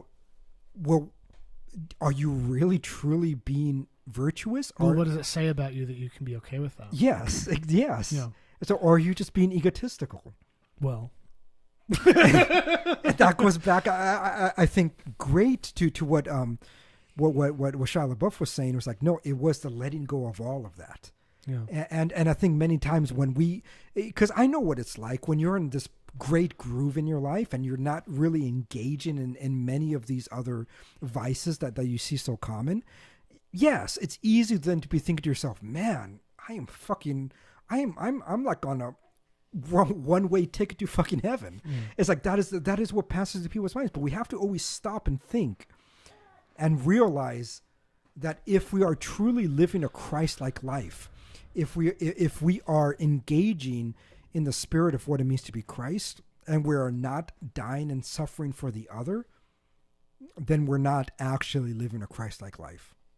We're living a kind of a more of a masturbatory, egotistical, self-praising virtue that I think that ultimately falls flat in what it means to actually be Catholic. Mm-hmm. If you're not sacrificing, then you're not actually living a Christ-like life. You're just living a life that glorifies the self. Yeah. And so, yeah, I love that part of letting go that he was talking about. I mean, there's so much richness in that. It's crazy. Another thing that it's not a specific point he made. But there's kind of phases to the interview. Yeah. The first phase is Bishop Barron is such a spectacular interviewer. I know, yeah. It's insane. Yeah. He engages Shia LaBeouf on, I can't even say Shia. Like I just has to be the whole name. Yeah, I know. It is a Shia LaBeouf. Shia LaBeouf. Yeah. Shia the Beef is Yes. what it is or something. But anyway, he engages him on acting first. Yes. And I'm hearing him talk about his personal experience with acting. Mm-hmm. And his process, Yeah. and who he respects and doesn't respect for different reasons. And he's talking about stuff, and he does so with a certain vocabulary, that is not extremely eloquent. Yes, which know. is, and I love that album. Yes, he's just a guy. Yep. He's not an insane intellect. No, obviously. He even says that. He says Yes. the intellectual arguments never worked with him. Yeah, he's not a super intelligent. He's intuitive. Yes. He says he's a feeling guy or whatever. He's a very intuitive and emotional person. Yeah. But he's talking about acting with like 60 different words. Yes. His vocabulary is not. Yes. The vocabulary he uses, it's almost like you can tell that he doesn't know what to say about it because it's so intuitive. Acting is so intuitive to him that he just is like, does it. Yes. And he says that multiple times. He has no idea what is probably. It's fine. Yeah. But then when he moves into speaking of faith and prayer and his catechization process and stuff, he's so eloquent. Yes. It jumps up. In a simple way, though, which is beautiful. Yes. It's his ability to articulate what he's thinking in regards to his conversion is really acute. Yes. Yeah. He knows exactly what he means and wants to say. Yeah. But when he's engaged about something like acting, he's like... But I do think his simplicity is a virtue to the point that there's many people that can't engage. You know, there's a lot of people that you know who we admire, like Edward Fazer, that won't affect many people. Yeah, it affects me and it affects you, but it won't affect many people. When I hear him talk about the faith, it is powerful. Yeah, not because it's intellectually rich, but it is powerful because he speaks of it with such divine knowledge. That it doesn't require logical reasoning to He's explain just saying what it it is. He's saying and what this it is what bothers me is so many people who don't know what they're talking about. Who are not familiar with matters of faith or matters of theology. You know, a lot of people are like, oh, it's just fake in a movie stunt. Mm-hmm. You know, did you see any of that? I didn't know. I've seen a lot of it. I know I have good friends who are like, oh, it's fake. It's Shia LaBeouf. It's just a stunt.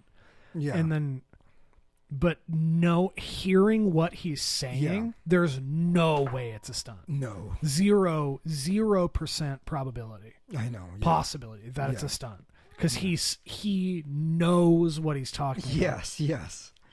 And either he's being genuine. Which I believe he is. Obviously. It's just not a belief thing. It's just, I just know. It's just, he just is being genuine. Or every actor on earth should quit because he just gave the best performance on earth. Like he just, everyone else quit. He's the greatest actor that's ever lived, and everyone else should quit. Yes. And they should just play this interview over and over, and everyone that should just be acting from now on. No, exactly. It like almost enrages me that anyone would say that it was fake. I know. That it's a stunt. Because it was with such clarity. It's just he's not smart enough to replicate it. Mm-hmm. He's not smart enough to just like off the cuff memorize all of everything one would say if one had experienced emotional and intellectual conversion. Yep. He's just not. It just happened, and I don't know what the instinct is to immediately assume he's lying. To dismiss it. I maybe just because he's. It deeply offends me. I really do think, I don't know which kind of people would say this, but it probably goes back to what we were saying before. I think because it bothers them that somebody who was such a fucker for so long would have an experience they don't have. Not only have an experience that they don't have. I'm not talking about Catholics. All unanimously. every single Catholic on earth I know was floored. Yes, yeah. Because he's saying the right things. He's saying, like, Anne Marie texted me out of nowhere and was just like, "Have you seen this yet?" Yeah, yeah. Like, and we just talked about it, and like the whole Catholic group chat of like 30 people was flipping out. Yeah. Everybody. I really do think it goes back to what we're saying about like Catholics are not assuming he's lying. Many of the Protestants is because they get upset at this. They get upset at the fact that somebody who probably fucked more than 300 women, if not thousands of women, somebody who engaged with drunkardness and alcohol and everything, not only had a profound experience, but is probably helping more people than they ever did to convert. Yeah. Like, I guarantee the power that he has now when he speaks to people will be more powerful than any of the people who criticize him are in ever converting to Christianity, to Catholicism. Yeah. And it's because there's something, there's something, for me, who my entire life, from what I can remember, has engaged within logical principles even prior to me knowing the proper names for them, right? Like, I always needed to know things rationally. I never viewed that as a virtue.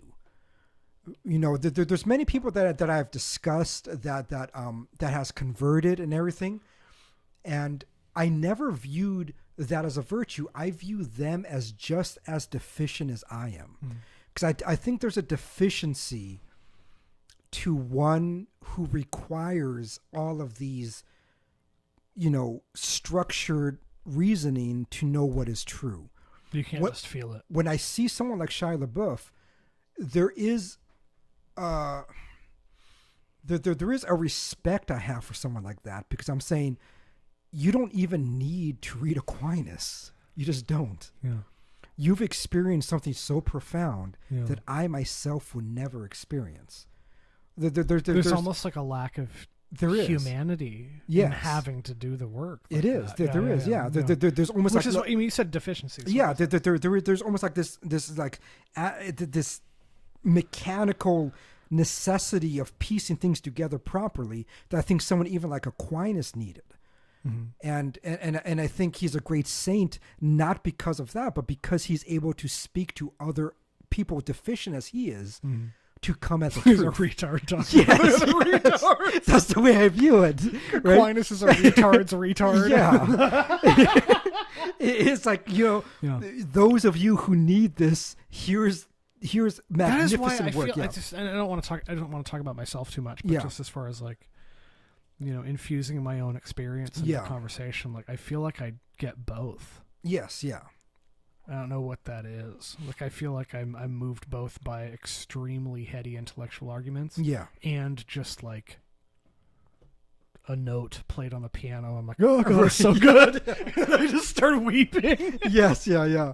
So I don't know. Well, I think because we all are moved also by beauty, and there's different senses. Maybe of beauty. I'm just happen to be hypersensitive, which we can, right? Yeah. But I do think that there's normally there's normally a reason why people convert, right? And sometimes that conversion is just making sense of things. Oh yeah. Well, yeah, because for me, I mean, obviously, I haven't. I mean, I'm a hair's width from starting the process, but literally, it's just a time. I have to wait, which is an interesting new structure that I'm like, oh, there's a date. Like, they're going to hand me a book. Like what? This is new. I can't just walk in and be like, I'm here. Yeah. I agree with you. Yeah. But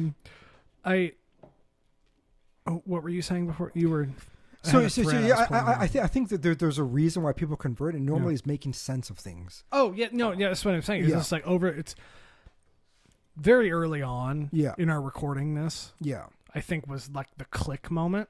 I think intellectually I knew. Yeah. I just kind of understood, but there was a kind of a click moment, like probably still in 2020, like a long time ago. Of course, yeah. And it's just like, this is what I should do. And there's no if I do this, then this thing. Yeah. It's just, this is what I do as a human being. Yes, yeah.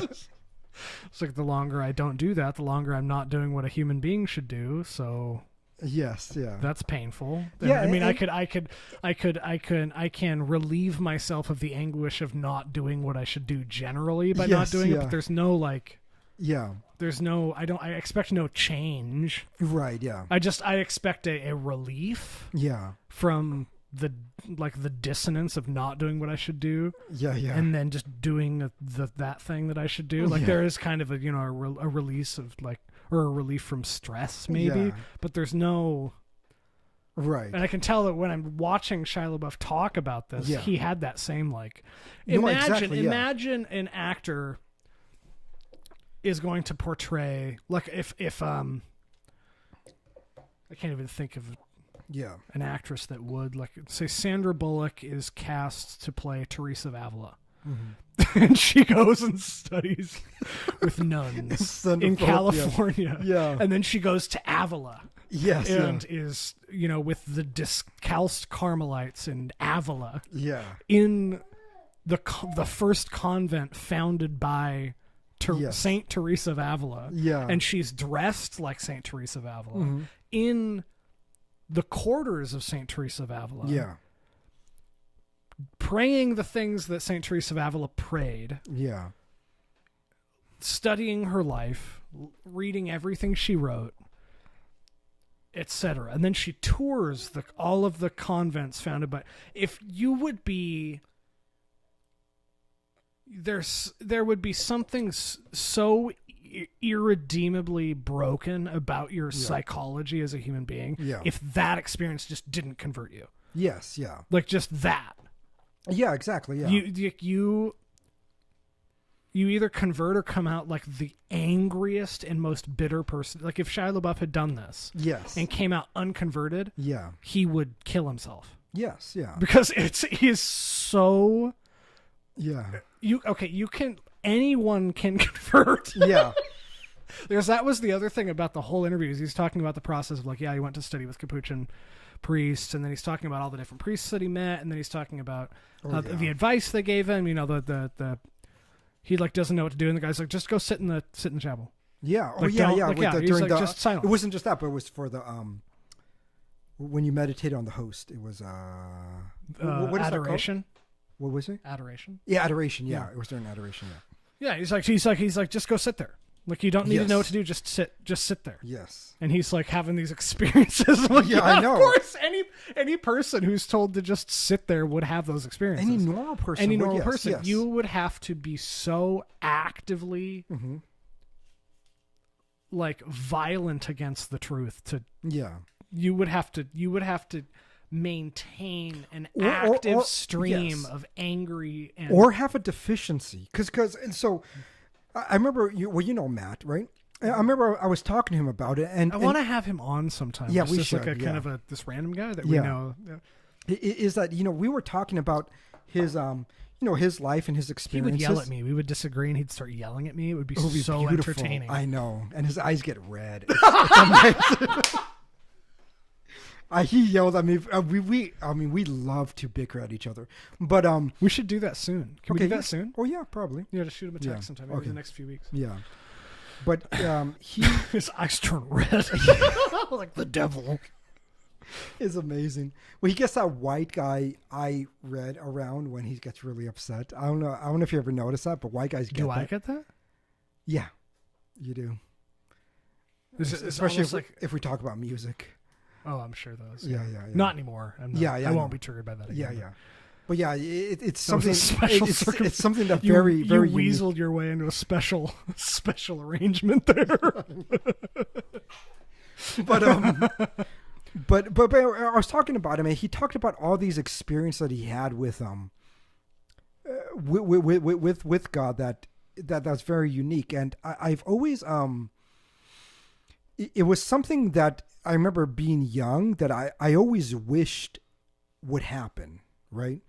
Because you hear stories all the time, right? You hear stories where for many people, their confirmation to know the reality of God for most people is not actually dependent on deductive rational arguments. No, yeah. Right? There's normally an experience, and they talk about this experience with great confidence and great a truth. No. Oh yeah. I summoned him. With everything, and I always found it beautiful. Oh, is he sitting there the whole time? I thought he was gone. Well, it was back and forth. Oh, yeah, I could have just yelled. Yeah. Okay. But weird text to send if he's in the room. Do you want to see the text? But that's what I sent. If he's in the room, he's like, what a freak. Anyway, this guy. A thing.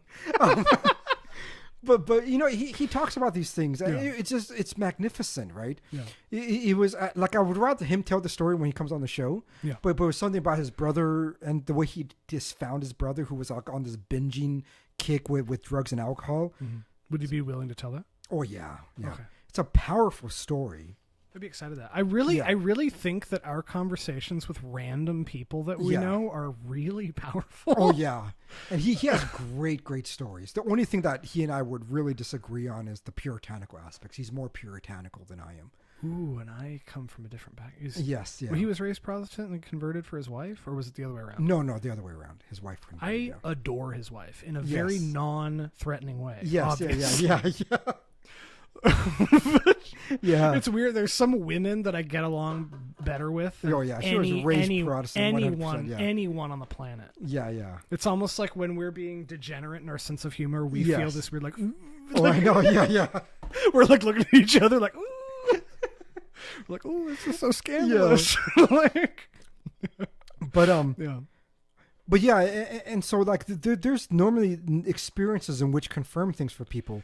I have never in my entire life had like a spiritual experience per se, right? There's no narrative in which I could give that would say that this confirmed the reality of God, this confirmed the reality of the faith. It was nothing. Like I have zero emotional connection with that realm.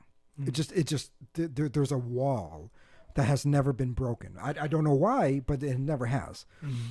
And it has always forced me to think of things rationally. Not necessarily because I want to, but because that is really the only option that is given to me. That, you know, even my mom has stories of like the intercession of God within their life, and you know, people in the group chat talk about it. I always find it beautiful, but I'm always absent that. It's like, no, that doesn't exist with me. That I've never had it, and I'm to the point now, being 40 years old, believe that I never will have it. I'm never going to have that. Is there any like kind of even petty, insignificant jealousy that you feel about that? Yeah, there is. Yeah, 100%. Yeah, because I would love to feel that. I want to know what that's like. I don't. Having the like emotional. Yeah, I don't. Like God like there's, punches you in the heart. There has always been this deep feeling in me. It's weird that I'm saying this, that I know people are listening now. No. But there's very weird feeling. Because I'm about to say another thing that I haven't I've told one person about. Yeah. It is that whenever I pray. Yeah. And I ask for something, which I stopped asking many years ago, was the only response I ever got in my head was, well, you already know. Mm-hmm. And so nothing will ever be given. Oh, because you already know. You already know. You don't need that. Yes.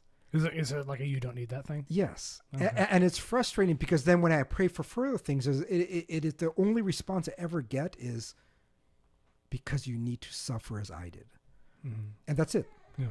And so it's always like a very simple, quick, and never anything for me to ever experience. Mm-hmm. And I get it. It's like fine. Like, I've accepted at this point. It's like fine. I'm never going to have that. Hope so. Yes. It's like I'm never going to get that. Yeah. It is not part of my reality. Mm-hmm. I was given certain gifts in which incorporates many things, and that at the end of the day, my function never really is this like great salvation experience that people have, but is simply to give it to others. And that, in the end, I might end up in eternal damnation. It just doesn't matter. Yeah. Like my existence doesn't matter. Well, you let go. Yeah, that's all it was. It's like, it doesn't matter, right? It's that I can just burn in hell for all eternity. I don't care, as long as everybody who I love, anybody who I encounter doesn't. I'm honestly okay with it. There's nothing about me that says like, no, I'm not okay with it. I'm okay with it. If I know that everybody who I have encountered and loved can experience beauty, can experience eternal salvation. And if the trade-off is you burn in hell for eternity, I welcome it. It's like, that's it then. And that is the way that I have lived my life continuously. Well, I see you do that constantly. It's not, very obvious the way you live your life. Yes. It's like, I would rather have that. And so I accepted that, not early on, but I accepted that many years ago. And it's something that I just accepted. I don't have these great narratives that these people have. Is that I experience truth in a very rational sense. I give it the best that I can. And then if you're being so rational is what convinced me initially. Yes, I wouldn't be here if that wasn't your. Yes, yeah. If you hadn't done that, and many people have told me that. Yeah, and you wouldn't have been if you hadn't been like, does nothing exist? Like I wouldn't have. I wouldn't have like followed all the steps up. If we weren't so stubborn with a parking space, and we had that breakfast in Captain Cook. I know. That's a fun. We haven't never talked about that. Yeah, I don't think we have. I haven't even thought about that. Yeah. So behind the camera store that we both worked in, there was one parking space on the weekends that we could use. I thought it was a daily thing. Because Brian was. We had to leave it open either for Brian, but he many times parked there too. The owner, yeah. Okay, I don't care about Steve. Oh yeah. He'll die. But anyways, but on the weekends it was open for anybody. And we got in this weird thing, and I think it was the first. We always enjoyed each other's company, but I think it was we would not have the mutual respect we have. Yeah, if it wasn't for the craziness, because it was whoever it was on the weekends. Yeah, Brian, the manager, didn't work. Yeah, and the parking space was open. Whoever got there first caught it. Yeah, and I don't remember who made the first comment. Yeah, I think you did. Yeah, did I? Yeah. You said that it was like a big middle finger to you whenever you saw the giant white van. Yeah. You drove this giant 12-passenger van, and you would like wedge it into this tiny little like dumpster-sized space in the back in the alley. Have you heard this before? You remember this? Okay. And it was a huge middle finger. So I think the first time, you showed up and I was in it. Yeah. And I was like, I got here at like. I think work started at like 10 or 9. Yeah. 9. 10. It was 10 because it was winter. Oh, it was 10. Yeah, it was worse because it was winter. It was like January. Yes, so it's like negative 25 degrees Fahrenheit. Yeah. And I'm sitting in my car freezing. And I got there at like 7 a.m. 2 hours, 3. No, I got there at like 8:30. It was like an hour and a half before work started. Yeah. And then you were like, oh, okay. And then like you did this. And then I showed up the same time and you were there. Yes. And you got there at like 7:30 or 8. And then you're a master strategist, because then I got there at 5:30 a.m. the next day and you were already there. You anticipated my move. You anticipated. I showed up to work 4.5 hours early for the space, and you were already there. And I asked when you got there, and you were like 15 minutes ago. And you and I looked at each other, and we were like, we can't do this.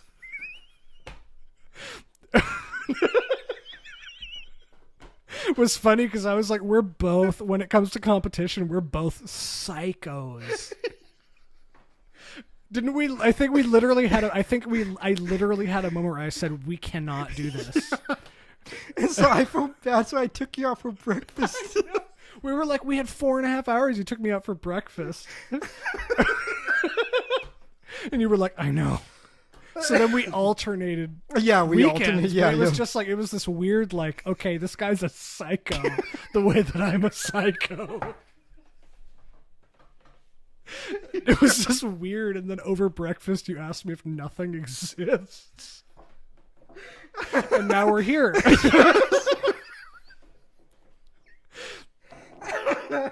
That was a beautiful day. It was a good breakfast and a great conversation. It was the moment I gained your respect was showing up at 5:30 in the morning. Only 15 minutes after you got there. I remember Amanda was like, why are you leaving so early? I was like, I gotta get the parking spot. It's beautiful.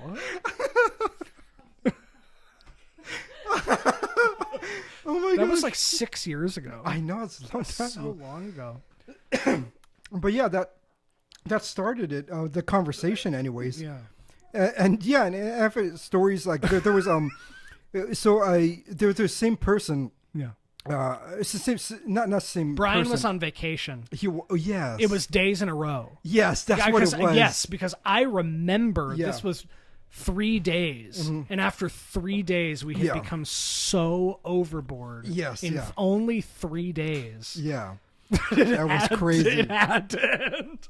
So we're both going to have tents. We're going to sleep in the store because neither of us will be willing to give up the parking spot, and they're going to have to let us set up beds in the back because we're never leaving. Yeah. And there's other stories like one of my good friends from Belgium. Her name is I like to pronounce it very, very Belgian, like Erika, but Erica's if you just English make it Americanized. But she always corrected me. She said, "No, it's not Erica, it's Erika." But it was the same thing with her, which is like random, right? So I was walking with Francesco, and we were looking to do a barbecue. It was one of our going away things because we were leaving soon. Mm-hmm. And we were just and we drank a little too much wine that day. Of course. And then we went out to find some charcoal. And in Belgium, it's not easy to find charcoal. It's not like there's living in the U.S. where you go to Walmart. There's like an entire, facility of just grills and charcoal. You have to go to. We finally found it in a brickle store, which is like a similar to like a Lowe's. Oh, like a hardware store. Yeah. At what time of day? So this was like at 5 in the afternoon. So we were like drunk already. So we're like walking with bullshit. Very ethnic of you to call 5 p.m. in the afternoon. Yes. And it's Europe. It's like everybody. Everybody's drunk. Yeah. Mm-hmm. And so in Leuven, there's this weird art piece. It was like modern art in the 1960s. I think it was made. Where it's a giant like stick, and on the top there's a dead beetle that it's stabbing. Why? I don't remember the story. Somebody told me the story. I don't remember what it's for, but it's this giant artwork. It's like as big as the Washington Monument. Mm-hmm. It's like that. It's similar just to a stick, except on top it's a dead beetle that is stabbing. So she was like an obelisk. Yeah. Oh. And so she was just like sitting there with and waiting for somebody, right? And then while we were walking, Francesco was single at the time. And so I told him, it's like... He's the Italian one with the parents with the vineyard? Yes, yeah. And so I said, hey, talk to her, man. She's pretty hot. And he was like, no, I can't do that. Just talk to her, man. So I went up to her. I was like, hey, how you doing? What's your name? And he's like, fuck. And so we invited her to the barbecue. But she was like, well, I'm here with a friend. And she was waiting for a friend. So her and her friend, who was like this tall Dutchman, came to the barbecue. But this friend just ended up being gay. It's a gay guy? Like a super tall gay guy? Yeah. It's very Dutch of him. He was like, ooh, you work out? And so now he's hitting on you? Yes. It was unintended consequence. Yes, it was just a hilarious thing. But I don't know. I had this inclination for them to hook up and everything. But then she was like raised not really religious, but the family originally were Catholic, but Belgium in general was a Catholic country, so everybody has like an origin to Catholicism. The school system is... Yes, it's all there. Yeah. But then we started talking. It was the same thing that I started to present to her, like what I did with you, just rational arguments. Does anything exist? And we started to... does nothing exist? And so we started to like get into this engagement. to the point that now, she's married to Francesco. How long have they been married? Now they've been married for 3 years. Yeah, that was a long time ago. Yeah. I remember you telling me about that. Yeah. And, and when I went to visit them again, they bought me an airplane ticket and I went over there. And their mom. That was before they were married. Yes, right before they were married. It was a year before they were married. Okay. And so it was 4 years ago when they flew me up there. And she broke down crying. She gave me a hug and just told me, she herself went back to the church. The mom did, right? The mom who was outside of the church for like 30 years went back to the church. Francesca converted back to Catholicism. Her younger sister converted back to Catholicism. And she just said that, Erika just constantly talked about the things that I told her, and she just spread it to her family. And it's moments like that when I realize that's my function. Yeah. Right. The reason why I am so deficient in these experiences, the reason why in the end I'm probably just going to end up in eternal damnation is because of the goodness. I'm not even going to challenge you on that. But that is, I know. That didn't end pretty. Yes, yeah. Whatever the Snoop Dogg. Yes, yeah. It's the goodness that it gives to them. And that trade-off is like, it's really, truly worth it. Oh, of course. It's like, yeah, that's beautiful. It's truly worth it. It just, you let it just be what it is. And as long as I think we're functioning within the will of God, we could forget about ourselves. And to tie all of this rant back to Shia LaBeouf, I think this is what he understood in terms of the letting go. Yeah. It was like, no, you can forget about yourself at this point. It's done. You're here now to be the light, or at least to be the conduit for the light of Christ for others. And if we're not willing to do that, I think that we fail at being Catholic.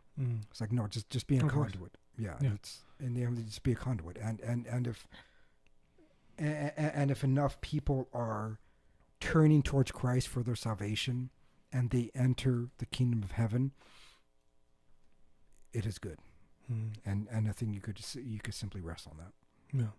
But yeah, it's but I guess I'll end with that one.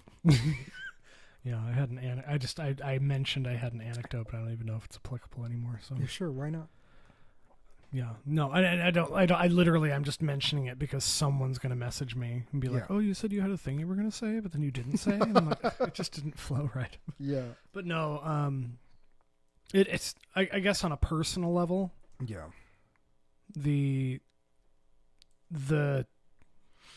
Because here the news of his conversion makes 100% complete sense, but is also like way random. Yes, it feels completely random. Yeah. Of all, and he's talking about like his friendship with Mel Gibson and how Mel Gibson was telling him where all the traditional Latin masses are. Yeah. And like it just was, it's just like everyone's like, wait, what? Yeah. Like the Shia LaBeouf converted and has this interview with Bishop Barron. It's just like very. I know. I feel the same way about Saint Mel. Yeah. I think it's that son of a bitch is probably going to burn in hell with me. Yeah. But he is doing so much good. I know. Right? As just being a conduit there for people like Shia LaBeouf, for people like what's the other Catholic's name? Who did that recent movie with being the priest? I have no idea. Mark Wahlberg. Oh yeah. He helped Mark Wahlberg with all that shit. It was like, he does all the Hallow prayer commercials. Yeah, I know, yeah. But, it's like you see someone like Saint Mel, and it's like he let go, he gives it up, and it's not there for him. He knows he knows the sins in his life, and he has to answer for them, but it's not about him anymore. And it's I think it's one of the reasons why I so just relate to him. It's like I get it. I get who you are. It's weird. It's weird that like Shia LaBeouf gives me someone to relate to on a very personal level. Yeah, like mirroring my own thing.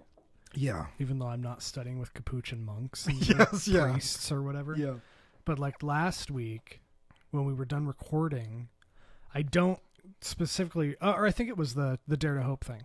Yeah. There was something about that like really moved me. Yeah. And kept me like on my drive home, you know, and I'm not driving 100% sober, obviously. But like I'm fine. Yeah. But like there's still a little bit of a flavor of ecstasy or something. I don't know what you want to say, because I'm not driving drunk, but you know, there's that kind of, there is kind of an elation you sense if you have a really, really good conversation while intoxicated. Yes. I agree. Yeah, there's like a thing that happens to like physiologically. I'm like still experiencing that, and I'm thinking about that all the way home. And then when I pull into my driveway, I literally break down weeping, and I'm like, I don't know what's going on. Yeah. Like there's nothing that's like triggered weeping in me. Yeah. But something is occurring. Yeah. In a way that happens to people who have experiences like that. It's not that I've, you know, because everything up until that point, because I that will be a memory for me. Yes, of course. Is last Friday night. Whatever date that was. Is I'd been intellectually convinced forever. Yeah. For a couple years now, at least. Yeah. Like in a very strict way, and I've developed my intellectual understanding of the faith and theology and ethics. But that I literally wept in my car and said 60 Hail Marys. Wow. 60. Yeah. And I was like, I don't know. I just had to sit. And it's like, I just had to I had to stop holding anything. And I was like, this is just, okay. Like, all right, whatever is, and it's weird because I'm doing it. Yeah. But I'm also, it's happening. Yes. But I'm not, I can maintain distance from it and observe it, but I'm also, it's very weird. Yeah. Yeah. And I'm trying to like describe the experience you're talking about that you don't have in as clinical terms as possible, because that's what happened. Yes. Yeah. Yeah. It was like I lost count. It's like 55 to 60 Hail Marys. I'm like weeping openly in my car for the entire duration that took. Yeah. And then I got out of my car, and I never before in my life ever felt as weightless. And it was the aftermath. It was like this weird, I'm in the wake of this really hyper intense experience. Yeah. And I'm like, I don't care about anything. Yeah. Yeah. In a way that I used to. I just don't. Yeah. I don't carry anything anymore.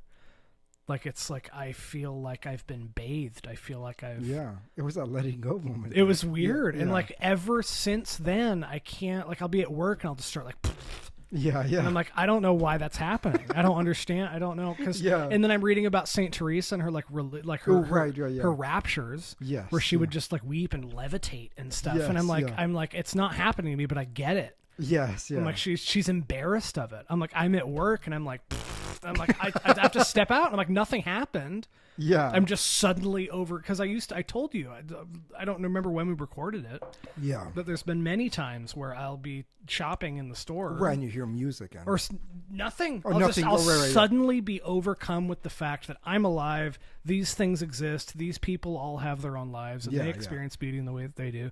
And then I start just spiraling. Yeah. And it just happens. And I'm like I can't, I have to like stop, and I can't breathe. And I'm having these like rapturous moments of like, overwhelming clarity. Mm-hmm. And it's been happening like 4 times a day. I'm like, I just got to get baptized. Like, maybe that'll stop what's happening. Yeah. Yeah. Because I have this moment on Friday, and like today, it's like multiple times. I just had to step out of the office. I'm like, I don't know what's going on. Yeah, yeah. And I don't know if it's just a dissonance that I'm understanding. Yeah. No, I think that they're probably like legitimate, divinely inspired experiences. And I think that's weird. Is I constantly complain about my job. Yeah. Again, I'm not trying to be overly personal. I'm just I'm attributing this to something else. Yeah. But I'm like, I can't do this. Yeah. This is not. It's not that I'm bored. It's not that I'm anyone's done anything to me, or I hate the work or anything. It's just like, this is not what I'm supposed to be doing. Yeah, yeah. This is wrong. Yeah. This is something I'm being the call to something else is louder than I can handle right now. Yeah. And it's getting more and more frequent.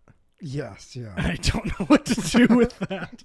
And it's weird watching the Shia LaBeouf interview because I know what he's talking about. Yeah. And I know it mirrors what I'm experiencing. Yeah. Is that he's sitting, in the adoration of the Eucharist. He's just sitting there and he's just like, I'm a conduit for something. Yes, yeah. And I can't stop it. And I can either let this happen or not. Yeah. And be bitter and horrible forever. Yeah, And I think accepting your role is like I said, for me that has been the most just I guess calming experience possible. And I feel like I'm at the point where I'm like, oh, I have a role. Yes. I don't know what that is. Right. Yeah. Well, I think you do. I think you don't want to acknowledge it at this point. It's too much for you to acknowledge. What do you mean? I think you know. Okay. We don't need to talk about it. Yes. Yeah. Okay, we can talk about it. Yeah. I think it's just too much. And it feels like we're having a conversation without having a conversation. Yeah. I feel like I know what you mean, but anyway. Yes. Because it is a lot. And sometimes we need that time to prepare for what we know is supposed to be. Yeah. And it's weird going through that emotionally. It is. And not just intellectually. Yeah. The emotional process has started. Yes. And it's a lot. Yeah. And if there was anything that I could make it akin in my experience in terms emotionally, really was that reality of accepting that it's that anything that I have learned and gained in terms of wisdom in my life was really not for me. And I know that sounds weird and it probably sounds silly, but well, I think people that know get it. Yeah. But when you realize that it was not for you at all, it was that you're just, the tool, you're the conduit for the grace of God for others. Well, that's all anybody is. Yeah. It's sometimes it's a bit difficult because it's like you hear these beautiful narratives from others and you're like, when is it going to be for me? And it's your turn. Yeah. Yeah. No. I've done so much. When is it my turn? Yeah. It's like it's not. It's not. Yeah. It's never going to be. But also there are people who will never be able to do what you do. Yeah. But I know that doesn't make it better. That doesn't make it feel better. Yeah. Yeah. But yeah. But it's still true. People are jealous of you. Yeah. They shouldn't be. I know, but they are. Yeah. And you shouldn't be jealous of others. It's just, well, it's lonely. Oh yeah. If there's any phrase that I could word for it, I think that's what it is. That you truly, if you want to know what it feels to be truly alone, is to know is the feeling that any action that you do will ultimately lead to absolutely nothing for you in the end. Yeah. And when you feel that alone, it's just there's no, I don't know, like when people do actions, they in some way expect a certain payoff, right? When people get married, for example, they expect a certain payoff of just being happily married, right? When people do certain things that they that there's something there, but when you realize that in the end, that's all fantasy, right? That when you do what you ought to do for the sake of the other,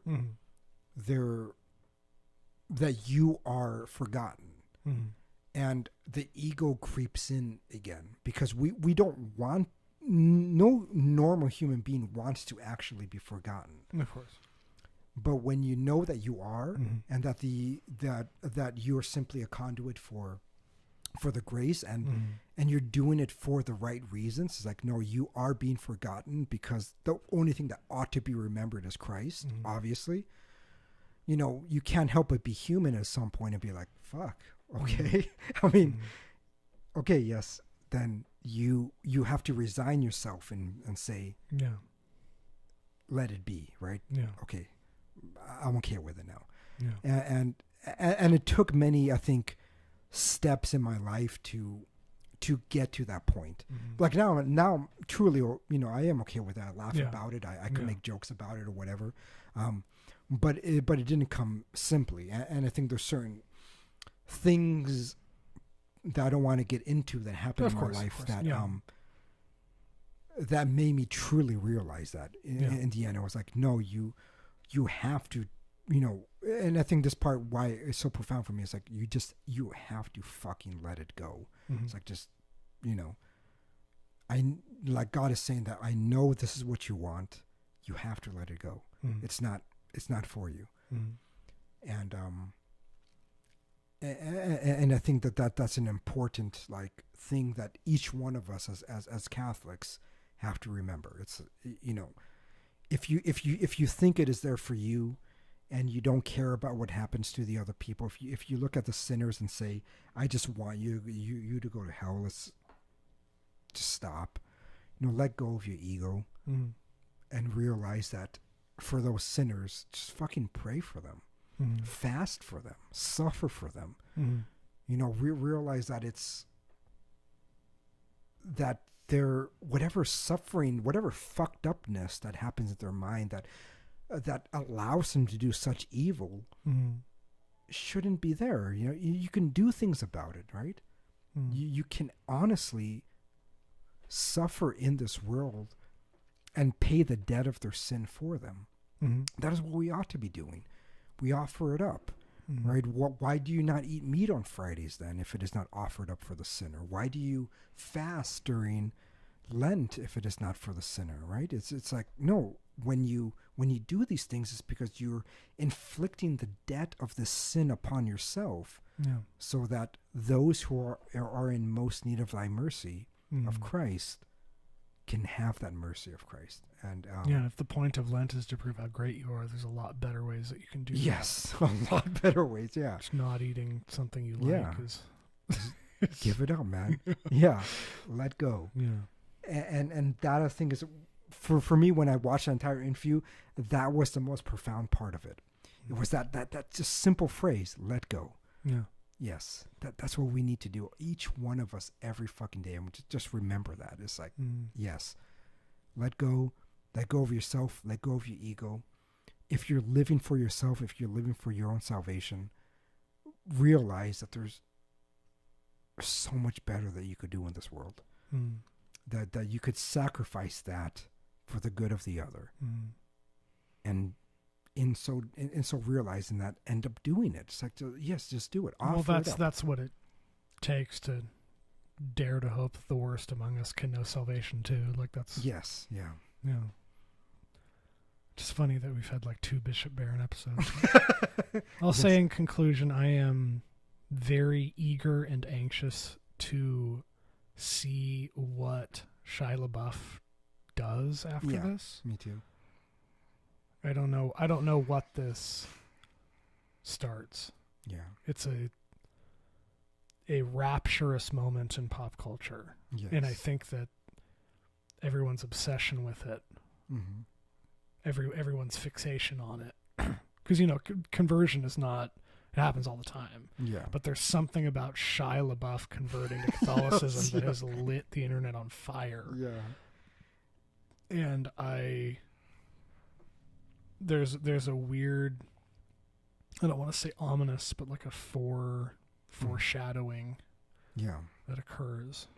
It gives me great hope. Yeah, it's a huge white pill. It is, It's yeah. like, oh my God, thank God. Yes, yeah. Great It's hope. like Roe v. Wade is overturned. Yep. Shia LaBeouf. It's like Texas, like abortion ban goes into Yes. effect the same week. Yeah. Shia LaBeouf converts along with all of this other stuff. Yeah. And it's weird because I think that thing that you said, I don't remember if it was last week, that Phaser predicted that 20, 30 years after the New Atheists, that some kind of dam would break. Yeah. The dam is like breaking. Yeah. It is. And I don't know if I ever sent it to you, but there's this other article that talked about like all these Catholics can be converted. There's an entire town, like a community in New York City that's just completely Catholic at this point. So it's shocking. Yeah, you should find that and send it to me. Yeah, I'll tweet it or something. So like some of the atheist reporters are not really comprehending it. They're like, we don't know what's happening. Mm-hmm. But they're talking about like Catholicism becoming the new trend. It's like, no, I think trending Catholicism. Yeah. No, son, this has been if 2,000 years substantiates a trend. Yes, I think people just encountered so many like versions of like scintillating or tintillating, whatever the term is, ways of viewing the world, and they all are just bullshit. Yeah. And then somebody just like you and I had that breakfast just had a concrete based conversation of reality, and they're like, oh, that makes sense. Yeah, that's it. I've had that conversation with many people now since then too. I know. And I think that's what's happening to people. It's like you say you've seen all this shit that the world has offered you. Here's the solution that has existed for 2,000 years, and every single time you get that just moment, it's like but it just doesn't even happen emotionally. It doesn't. Yes. Like changes nothing. Yes, for a while. Yeah, it's like yes, that makes sense. And then they continue to investigate. You live with it for a while, and then you're like, yes, and then it grows. But it's not, like I said about Aquinas. I think that's the virtue of Aquinas, is that he offers that. It's like you read him, it's like, you're just talking about the problem of change, and the problem of change leads to a necessity of reality of being itself. Oh, okay, that makes sense. Right? I don't have to get into this like quantum theories of string theory and all this shit. It's like, no, yes, reality is act, and act has a state of pure act that instead, I get it, and I think people just grow from that position. And to the point that now that people are just like making fun of somebody that so many people took serious, like Sam Harris. It's like even the average person is like, I'm just creating memes from him because what they dead children in the basement. What they produced was just so infantile. It was like mental midgetry. To the max. Yeah. Mental midgetry to the max. We just had this beautiful conversation, and now you make me want to give that the title to the episode. That then they encounter someone like Phaser, or they encounter like actual Aquinas, or like, holy shit, reality makes sense fundamentally without the bullshit and the nonsense that someone like Harris or Dawkins or Dene or any of them really offered. It's like what they were offering was, again, mental midgetry. Isn't it funny that the only one of the new atheists that I thought was like funny died?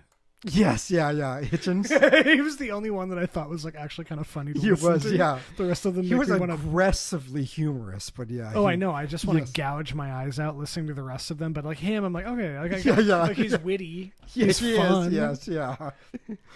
And probably the most bastard. Honest. But there was this entire debate that he had, and in the end, he was, with his British accent. I can't do a British accent, but he just simply said, "I just don't like the idea of somebody telling me who I cannot sleep with." It was like, there you go. It's beautiful. Yes, at the end of the day. And then he died. That is your reasoning. And he died of like horrible cancer or something. Yeah, because he smoked so much or something. It's like, at least you're fucking honest. You didn't. He's the one that you like, huh? Yeah, in the same way that you like Foucault and you like, yes, like and probably early Harris. I think early Harris was intellectually honest.